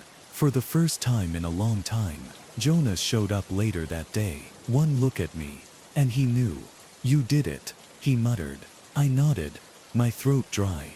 Jonas sighed, rubbing his face. Good, that's good. Mark was less convinced. You sure? He asked, like sure. Because if this thing comes back, it won't. Jonas cut in. His voice was firm. It's over. And for the first time, I believed him. That night, I slept better than I had in months. No knocking, no whispers, no shadow in the corner of my vision. I was free, or so I thought. I woke up at 3:14 a.m. The house was silent. The air was still. I let out a slow breath, smiling to myself. It was finally over. I won. Then, a whisper. You left the door open, right beside me. I couldn't move, couldn't breathe. The whisper had come from right beside me. But I had locked the door. I had shut it out, hadn't I? The room was too dark, the air too still, like it was waiting. I forced myself to swallow, to keep my body from shaking. If I turned my head, if I looked, I knew I would see it. Jonas had said it was gone, that it was over. But the whisper had come back. Had I done something wrong? Had I missed something? Or had it never left? Had it just been waiting for me to let my guard down? I wouldn't look. I couldn't. Not again. Not now. I kept my breath steady, kept my eyes locked on the ceiling. I hadn't opened the door. I hadn't let it in. This was just, it was trying to make me slip, make me react. If I did, if I acknowledged it, even for a second, it would have me again. So I didn't. I lay there, still, silent, breathing slow, waiting, and after a long stretching moment, the presence faded, the air lightened, and then, silence. The next morning, I called Jonas. It came back. I said, voice raw. Jonas was quiet for a long time. Then he muttered, "Damn it." I waited, gripping the phone tight. What did I do wrong? I finally asked. "You did everything right," Jonas said. But, he trailed off. I already knew what he was going to say. Sometimes they don't leave completely. I felt like throwing up. "You said it was over." I thought it was, Jonas admitted, but sometimes these things, he sighed, they linger, even after the doors closed. I felt cold all over. Then what do I do? Jonas hesitated. Then he said, "You wait, wait." That was all I could do. Ignore it, refuse to react, make it fade. That was the only way, but that meant enduring it, surviving it, until it finally lost its grip on me, until it had nothing left to hold on to. That night, I lay in bed, waiting, listening. It came again at 3:14 a.m. The whisper, "You left the door open." I didn't move, didn't breathe, didn't react, and after a long cold moment, it faded. It was weaker this time, not gone, not yet, but weaker. For weeks I endured it. The knocking, purview mirrored. The presence, always at 3:14 a.m., always testing me, waiting for me to slip, but I never did. I refused to give it anything, and little by little, it started to fade. The first sign was the space. It no longer felt like it was right beside me. It felt distant, like it was farther away, like it was losing its hold. And then the knocking softened. It came fainter, more like an echo than something real. The whisper lost its edge. Its words became blurry, uncooler, like it was forgetting how to speak, like it was forgetting me. And finally, one night, it didn't come at all. I still lay awake until 3:14 a.m., waiting, listening, but the knocking never came. The whisper never breathed my name. The air didn't shift. The room didn't tighten. There was just a silence, real, heavy, pure silence. And for the first time in months, I slept. It's been a year now. The knocking never came back. The whisper never returned. My house feels normal again. Mine, like I had finally taken it back. But sometimes, in the middle of the night, when I wake up, heart pounding for no reason, I still check the clock. And when I see 3:14 a.m., I hold my breath, and I listen, waiting, just in case. But all I hear is silence. For now,